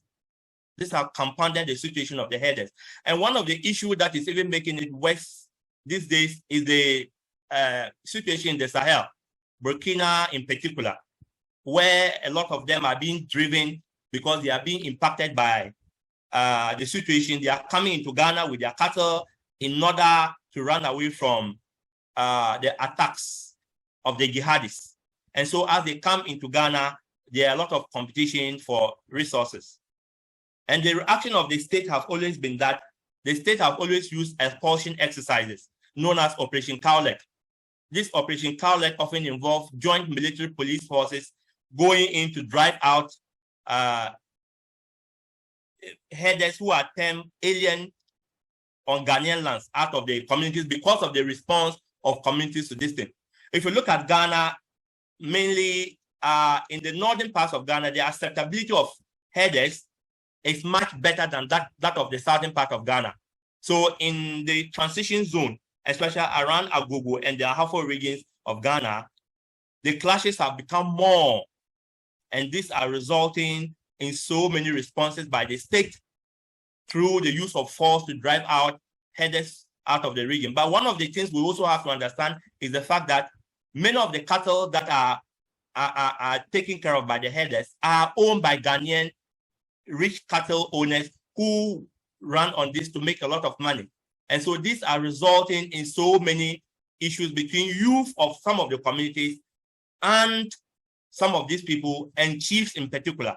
There's a perception that the chiefs are supporting herders against some of this thing. And so it's leading to new conflicts, new generation conflicts that are occurring within the Ghanaian society. So the response have also been the use of what we call sedentarization as a policy, where the state is now establishing cattle ranches where cattle are being forced to go into these ranches. And that is also leading to some response from some communities who are saying that this cattle, a lot of these cattle are moving into their communities. And as a result, it is creating a kind of competition between them and the farmers. And whose land are we going to give out for the settlement of these herders? Also, one of the responses have always been the establishment of cattle committees to respond to this. One unique area that I want to emphasize is an area in northern Ghana called Bupe.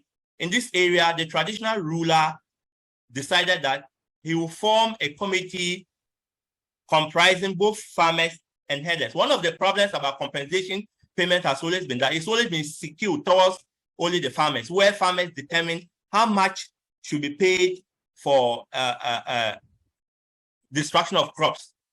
But this traditional ruler uniquely decided that there will be a committee made up of equal numbers of cattle owners and equal members of herders, in which the two come together and determine the price of how much compensation should be paid to a particular farmer for the destruction of crops.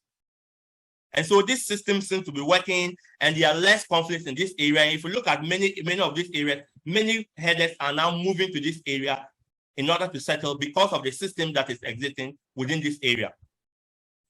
Yeah, as a way of trying to resolve this conflict, one of the things I want to propose is that I think the state needs to, first of all, zone out lands for herders. Dr. Bukhari, try to summarize it in 1 minute. Thank you. Yeah. So one of the things that can be done is for the state to try and establish zones where lands are allocated for cattle owners, for them to rear their cattle. There's the need for us to demarcate very clearly cattle corridors in which some of these herders are able to move with their cattle, where farms and other places are not established. And also one of the things is to look at the citizenship question of herders, which is very important, the acceptability of them within the Ghanaian society will become very important, because stereotypes, prejudices, and all other things are compounding their problem and making it difficult for them to be accepted within the Ghanaian society. Thank you very much. Dr. Bukhari, thank you very much. That was fascinating. In particular, the idea that simply having people sit down together and discuss issues, these farmer-herder committees, can help to evaluate the damage and to lessen the temperature. But I'm also alarmed by the fact that a lot of this seems to be driven by the fact that we have more and more farmland and more cattle, which is partly due to population pressure, and of course exacerbated by the security situation in the Sahel. But it's a problem that we have across the region. And Anna, you in Senegal have been dealing with these issues for many years from the perspective of World Vision, a major NGO. And I'm delighted to ask you to share the experience that you have with the couloirs pastoraux with us now. Anna, over to you.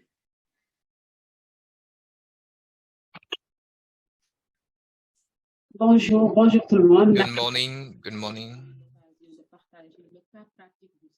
Concernant les parcours de bétail dans le département de Gossas précisément. Thank you very much for giving me the opportunity to share the experience about the Gossas region. My name is Anna Daba. I'm the project manager of a project in Senegal in the Damba region. Next slide. Can you hear me? Yes, I can hear you. Oui, on t'entend bien, Anna. Alors, je disais que je vais partager. I was saying that I will talk about the context of the corridor, the intervention, and the method of the regreening project in Africa, the process and the steps, the key steps, the effects and impact, the challenges, the lessons learned, and of course, the next steps. Next step. Next slide.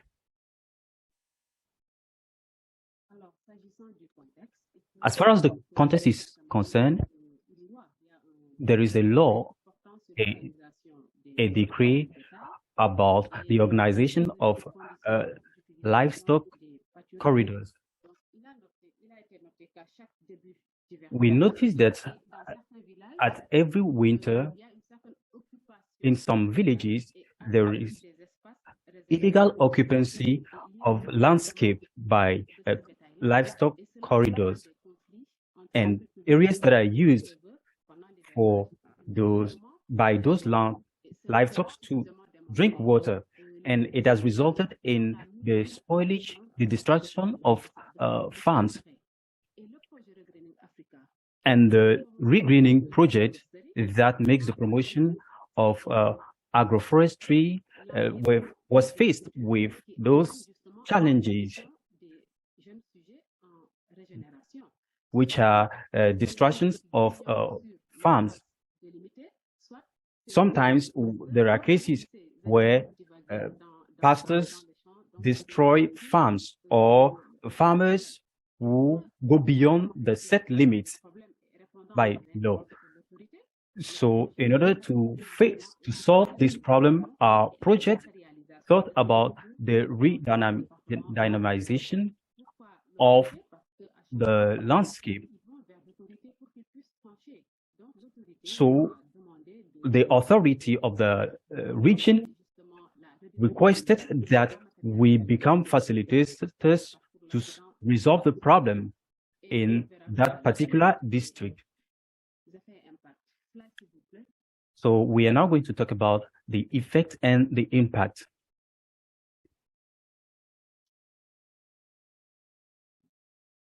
Next slide.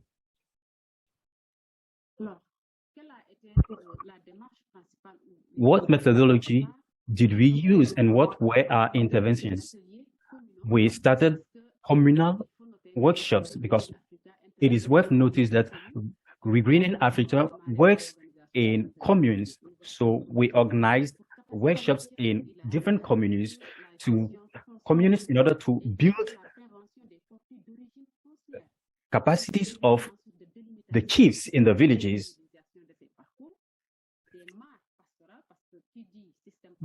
You know, when we talk about pastoral system, you're also talking about landscape and also water zones. And there are about 5 key areas in that district.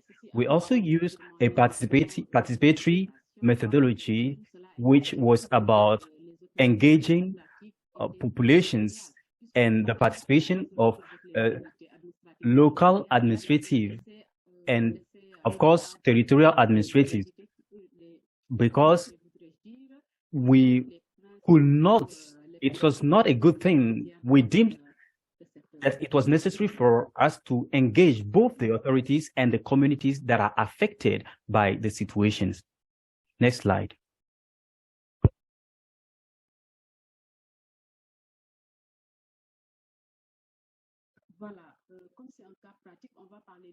Since this is a case study, we will talk about the procedure, the methodology. We established a multidisciplinary committee made up of the sub-prefect, the mayor, village chiefs, the gendarmerie, and technical services of the municipality.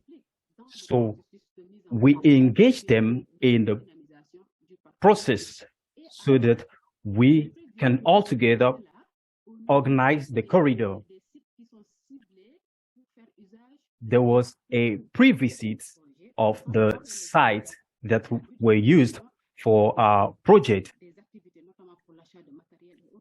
So after visiting the landscape together, we mobilized the budget and the workers who are used to mark the limitations of the landscape. We also put in place a mission, an oversight mission. Thereafter, we communicated around the activities through radio broadcasts and other media, and the result was to inform everyone around the landscape that were used for the corridor.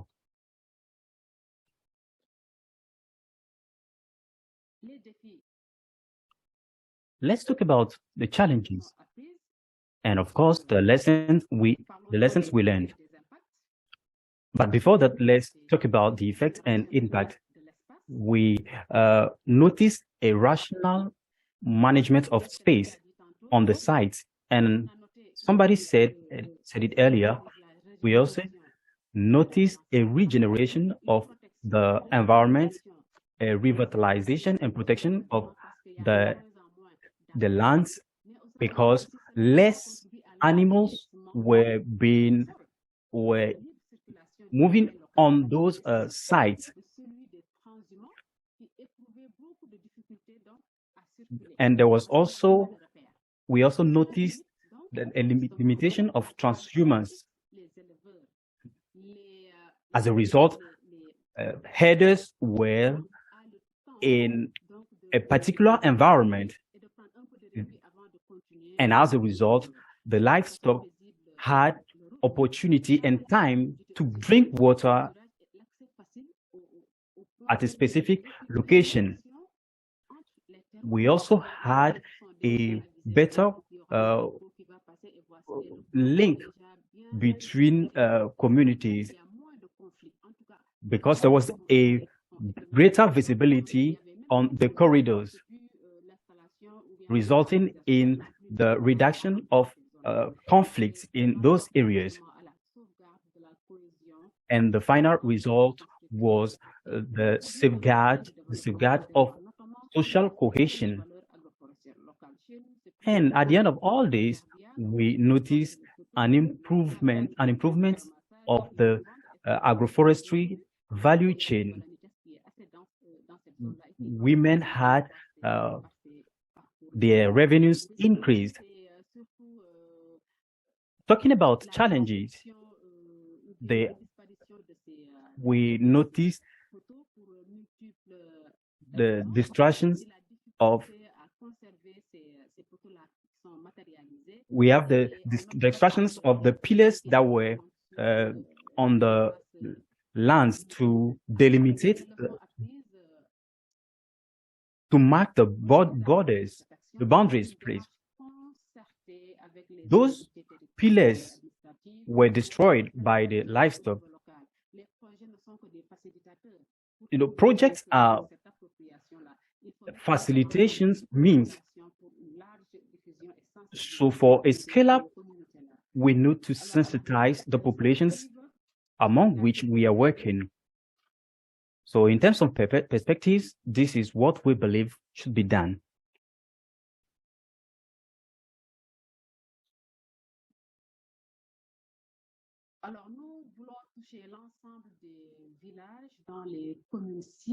We think that all the villages in the commune should be involved, because so far only a few villages have been involved, and we also want to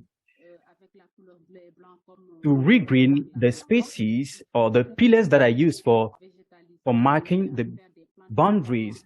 So instead of using concrete pillars, we could use a means of greening those landscapes. We could also use a GPS system to mark those corridors, and that will help us to still have on site those landscapes. Thank you very much. Thank you very much, Hannah. What is interesting in what you said is the work you did with the communities, which resulted in putting in place a collaborative management system. And I will ask that there is a collaboration between Eastern Africa and West Africa,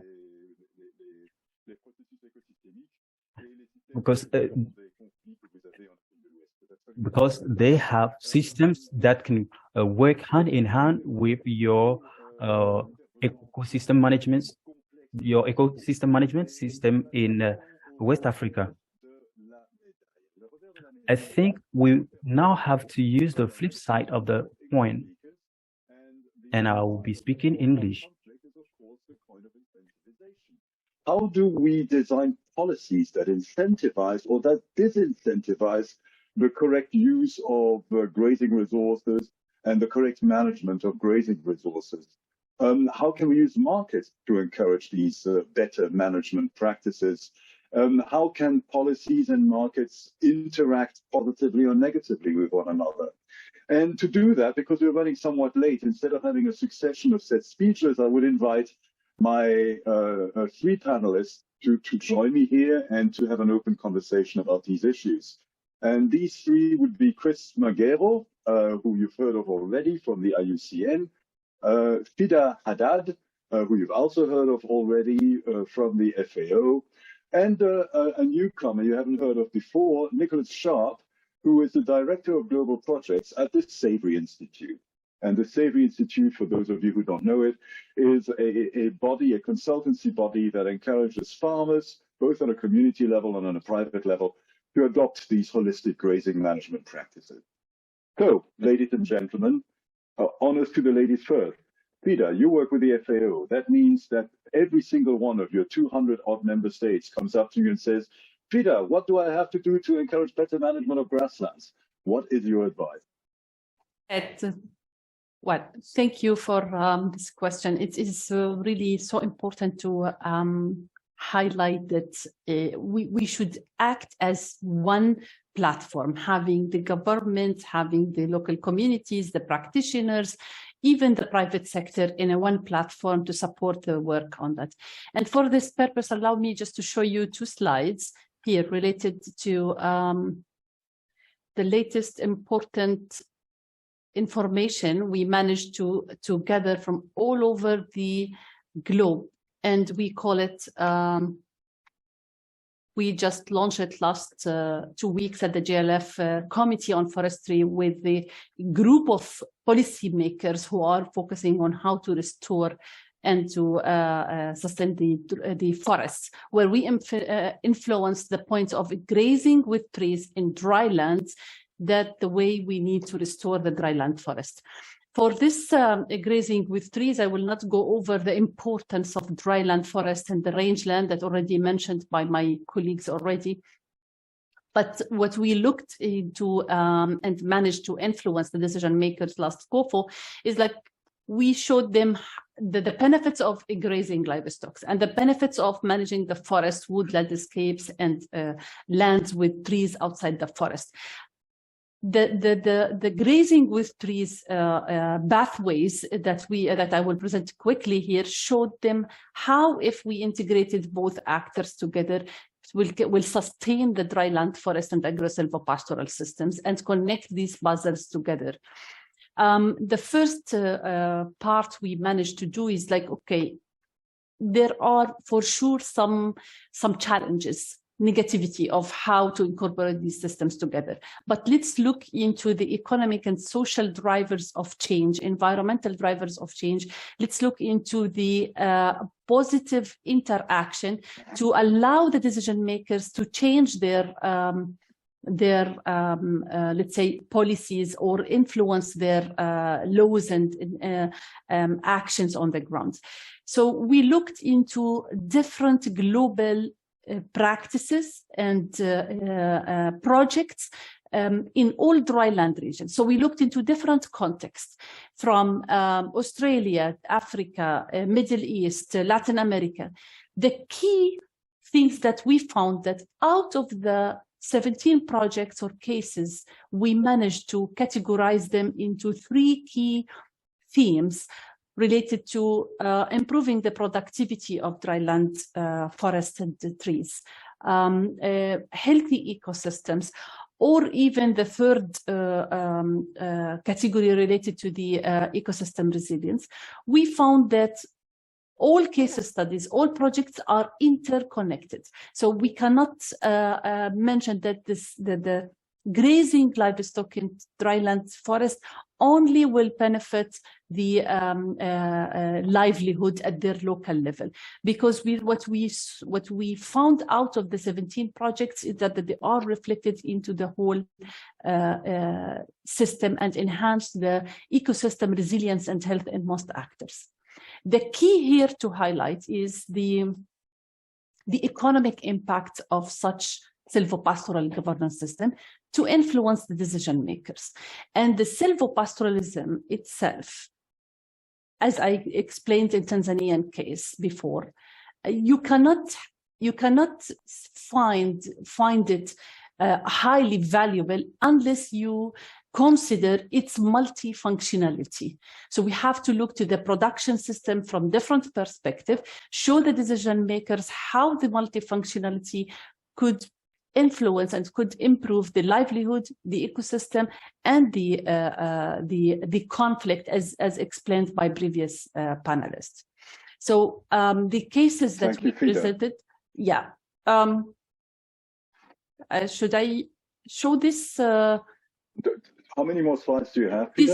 This is let's say the last key points here that we want to show the group is that co-producing of knowledge, linking now the traditional knowledge with the science and policy is crucial to influence the decision makers. Having participation without linking or reviving the traditional knowledge, link it with the science, will not impact the work. And the point of land tenure is not only thinking of land tenure, rather than thinking of the security of rights, right to participate, right to use the forest resources, and rights to have a common vision with the decision makers. I will post here the link so you can have what are the key pathways to integrate forest trees and livestock that we could use to influence the decision-making process. Thank you. Fida, thank you very much. You know what I find most extraordinary here, Nicholas, is the way that the FAO and the other speakers, all using different vocabulary, are congregating around what you would call a holistic way of managing grazing landscapes, holistic management. The Savory Institute, which where your project director, is an institution that is devoted to spreading these ideas of holistic management around the world. So are you encouraged by the fact that big UN agencies like the FAO are perhaps using their own vocabulary, beginning to embrace the same kinds of approaches? Chris, you mentioned the same sort of thing from the RACN. So before I go over to you, Chris, let's just get Nicholas to give us his bird's-eye view from the perspective of the guy who's at the coalface, trying to engage farmers day after day after day to do a better job of managing their resources. Yes, thank you so much for being here, and thank you for that introduction. It's very promising to see this this acceptance or use of holistic management to restore grazing areas. And I think as we've seen through a number of different presentations, they all bring about immense benefits when done properly. If I may, my topic was specifically on markets and corporate partners. So if I could just quickly dive into that, so what are brands and what are these corporate partners looking for when they invest in a project, either through Savory or through another group? We've found it's typically around 3 components. So number one, they're looking for the story, because that's the first benefit they're typically going to get from this process. So to be able to say, we are working with regenerative farmers in East Africa, in Iberia, which would be Spain and Portugal, in Australia. They're also looking for impact, and impact can include data, specifically related to carbon markets. And a number of people have touched on this. Carbon markets, at least from what we're seeing, have become a bit of a wild west. It's really become quite difficult to understand where things are going, what data support a lot of these claims. And remind me to touch on this a little later in my speech. And they're also looking for supply. And, when we talk about food supply, issues related to the food industries, I think that chain is much more easy to follow. When we talk about fashion and brands that are, dealing with, large fashion houses, well, then things can get much more complex. So I would say at the same time, when we look at the other end of the scale, the regenerative, industry, so, grouping all these farmers together really does not have the supply at scale that these bigger groups are asking for. So, we are looking to, through our work, especially a group called Land to Market, which is part of the Savory group, we are looking to, put these two partners together.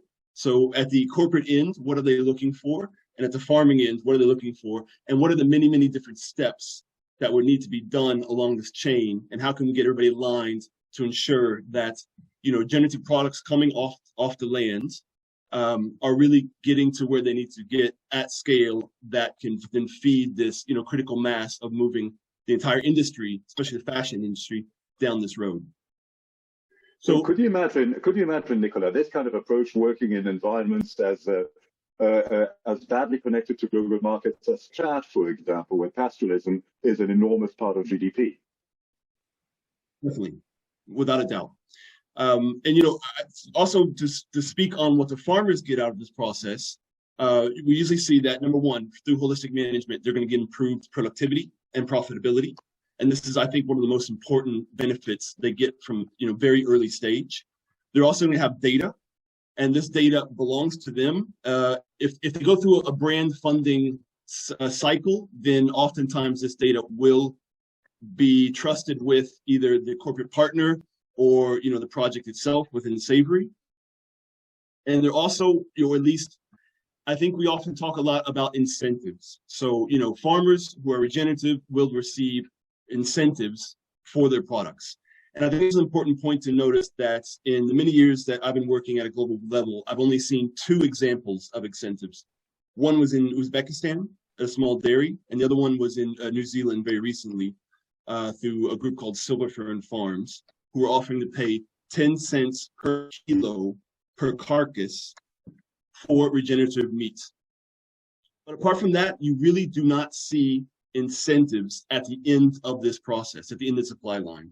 So I think we also do a disservice to farmers when we go in saying there is a price incentive at a very short stage if you go down the regenerative path. That is often more a long-term benefit and a long-term goal.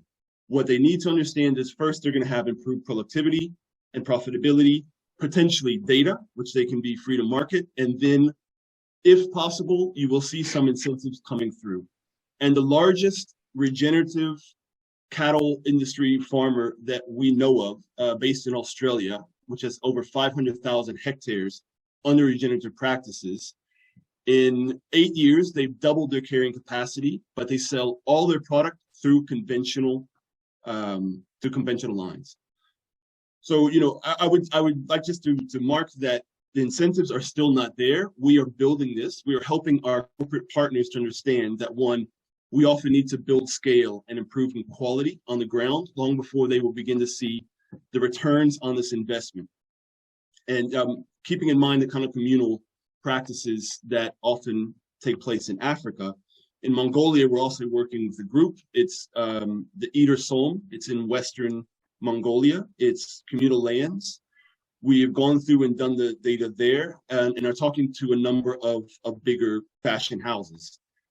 They are very interested in the cashmere, but unfortunately the quality is not there. So they were not able to buy that. So what they could potentially do, and we are encouraging to do, is to invest in management practices, improve this with the idea that improved material and raw goods that are certified or verified regenerative will be coming through this process, and we can then begin to build the scale and the quality they are looking for. And I will quickly end by saying that anytime we say something is regenerative, we really need to back this up with data. And this is something else we're doing. We have our own system to verify ecosystem health on the land, so that when a farmer does say, I am regenerative, he actually has some data and information to back this up. Thank you. There is a bit of a contrast there. On the one hand, you're saying the market is not yet ready to reward regenerative practices by paying more for the carcass of regeneratively raised animals. But on the other hand, you're saying that data matters, and data is supremely important to the farmers, despite the fact that the obvious benefit for the farmer is doubling their carrying capacity, for example. So how do I understand it? Why does the data matter to the farmer if the market will not reward that farmer for managing his land in this different way? Well, I think there's two ways. Number one, the carbon markets. I think everybody's making that very quick jump in association.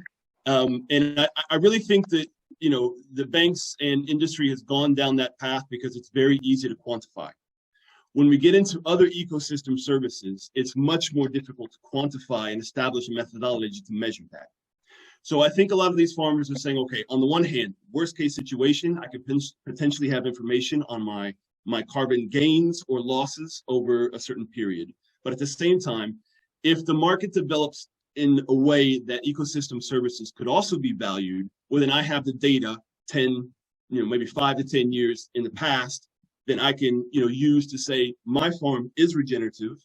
Not only are we sequestering carbon, we're also capturing water and increasing biodiversity. And I have a scientifically robust system and data to prove this.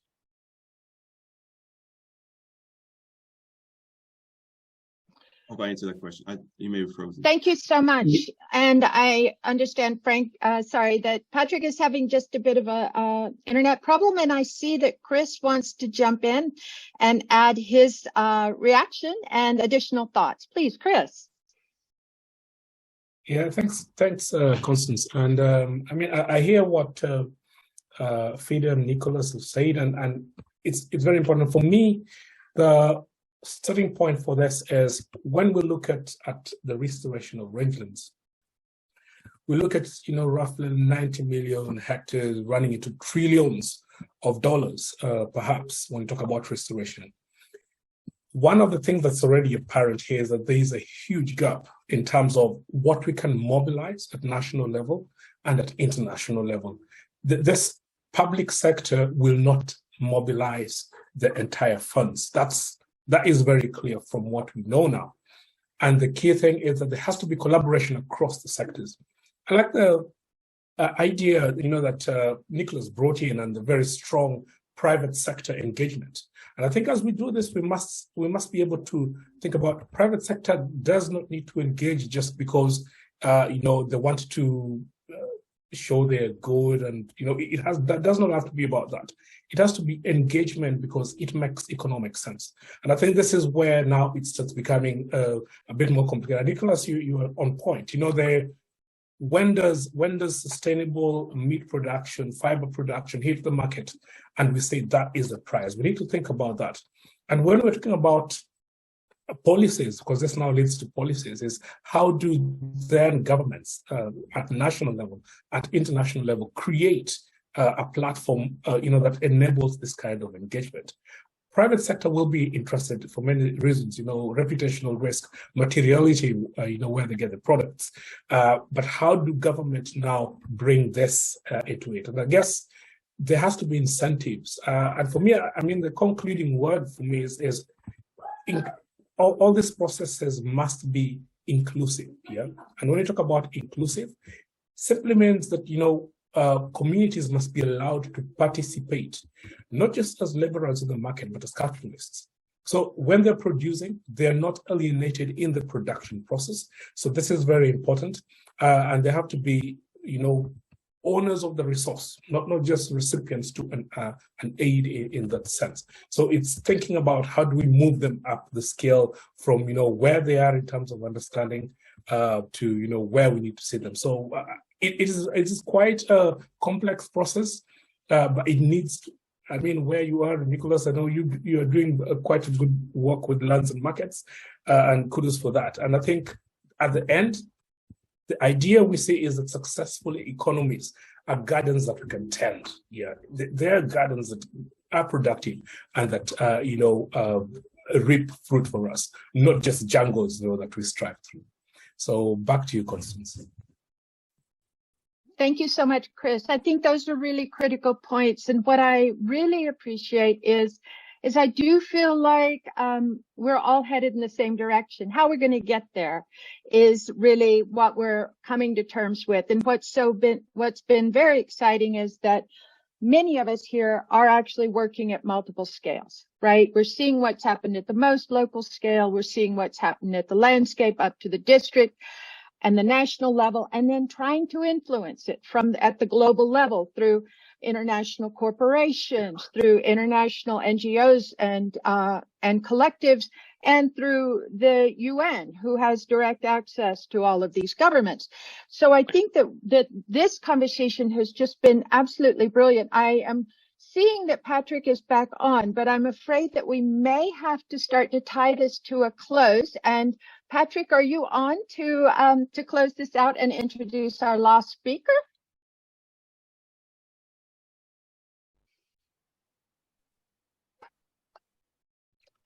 And yeah, go ahead, Patrick.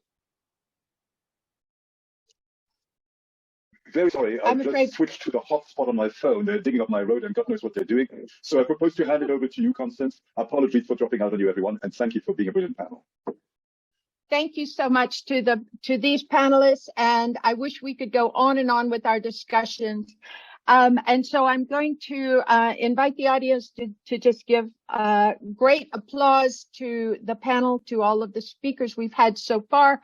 And I'm delighted that we are going to have our good colleague, Dr. Martin Frick, who is the Director of World Food Program in Berlin. And Martin, you've got the big view. Tell us what we need to look forward to. Well, Constance, thank you very much for the invitation, also to Patrick. A great pleasure to be here. Let me maybe start with the previous life in which I was the deputy to the UN Food Systems Summit.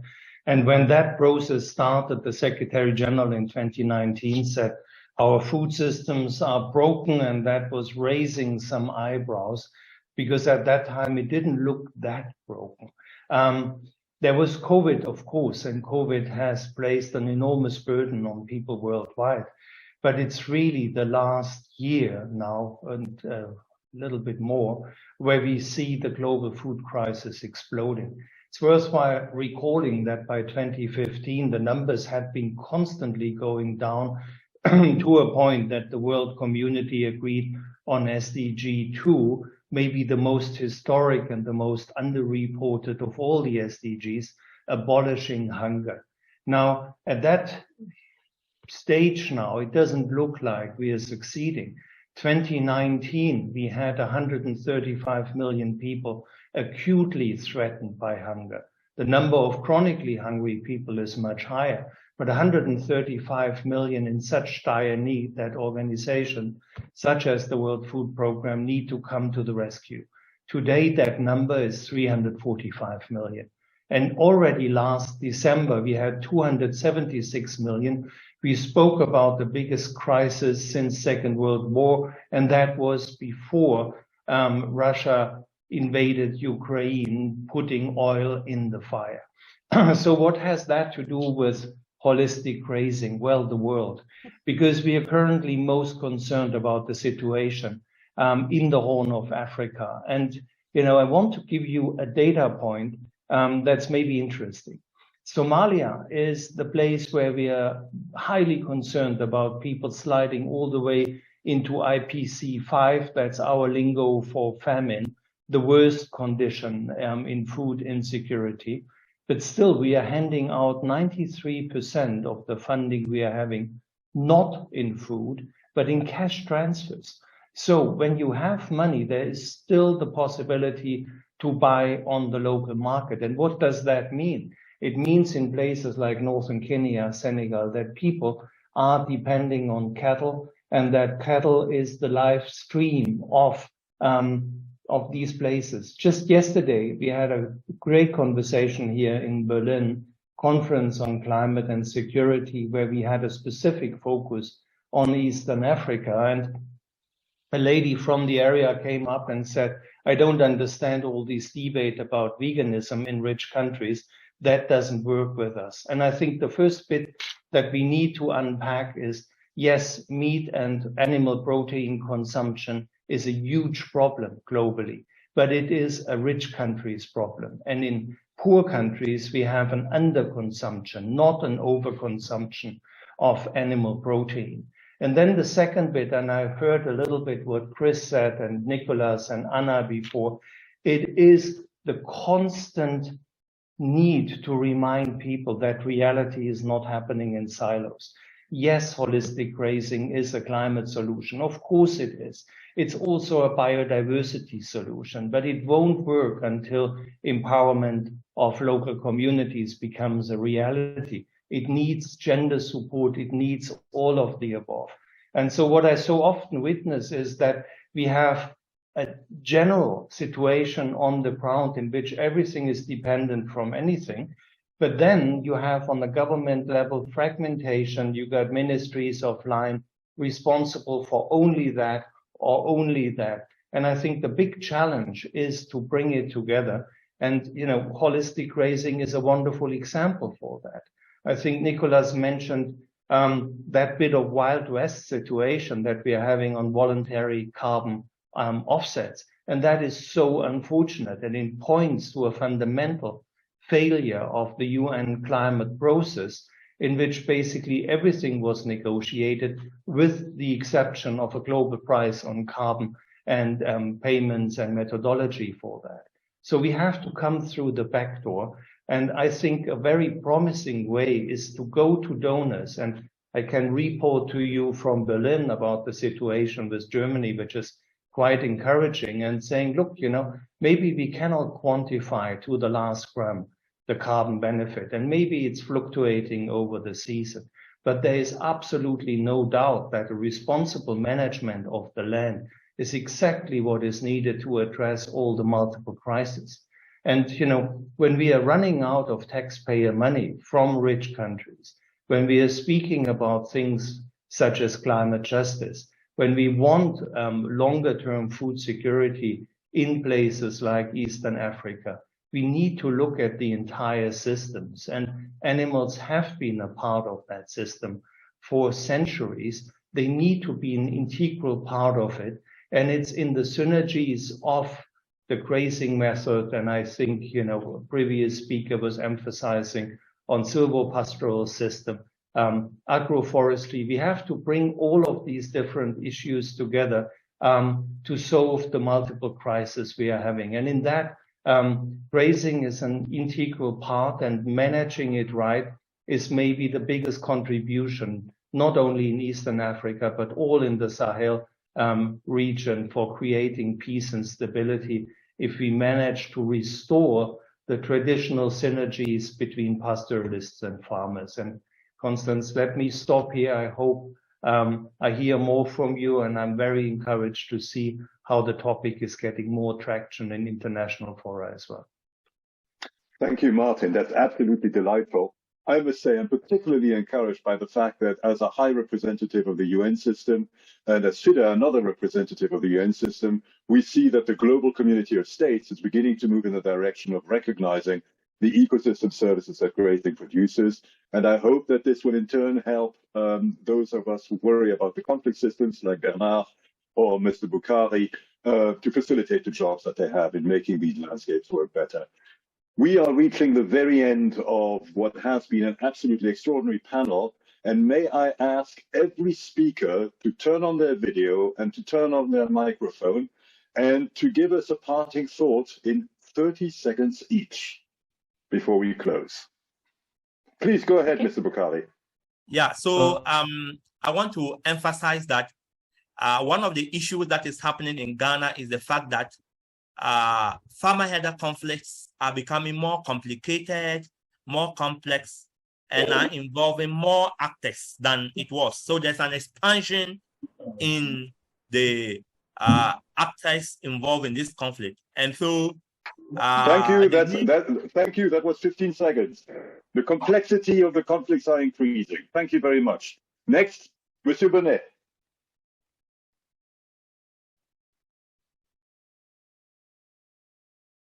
Mr. Benet, what I would like to say is the importance to understand the systems and ecosystems, and also emphasize dialogue between shareholders for a better performance. Thank you.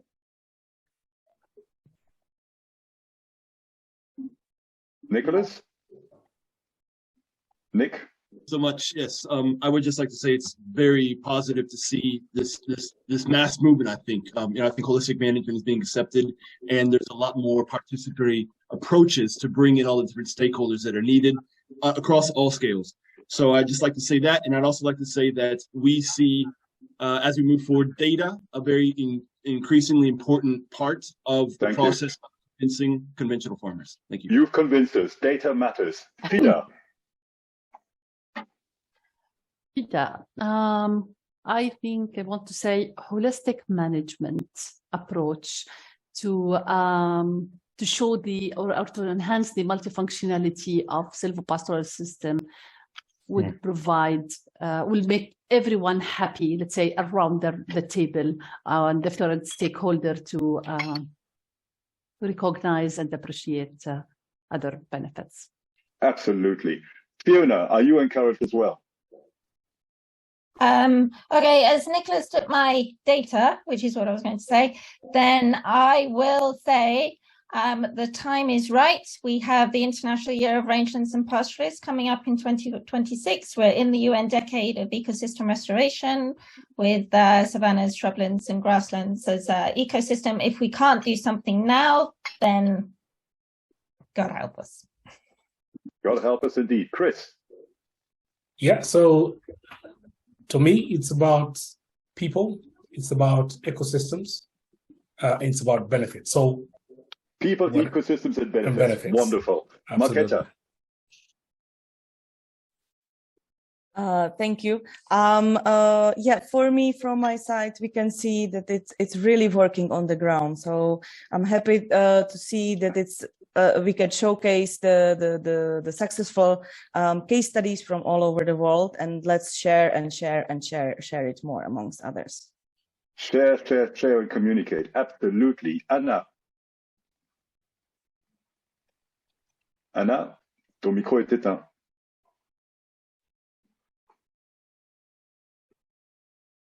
ton micro est éteint, on t'entend pas. Ok. Je dirais que tout ce qui est fait jusque-là est bon. I would say that what we've done so far is great, and we have to scale up because a field actor, I'm on the field, I work with communities, and I can see how my collaboration with them changes their life. So I encourage us to scale up our activities so that we can reach more beneficiaries.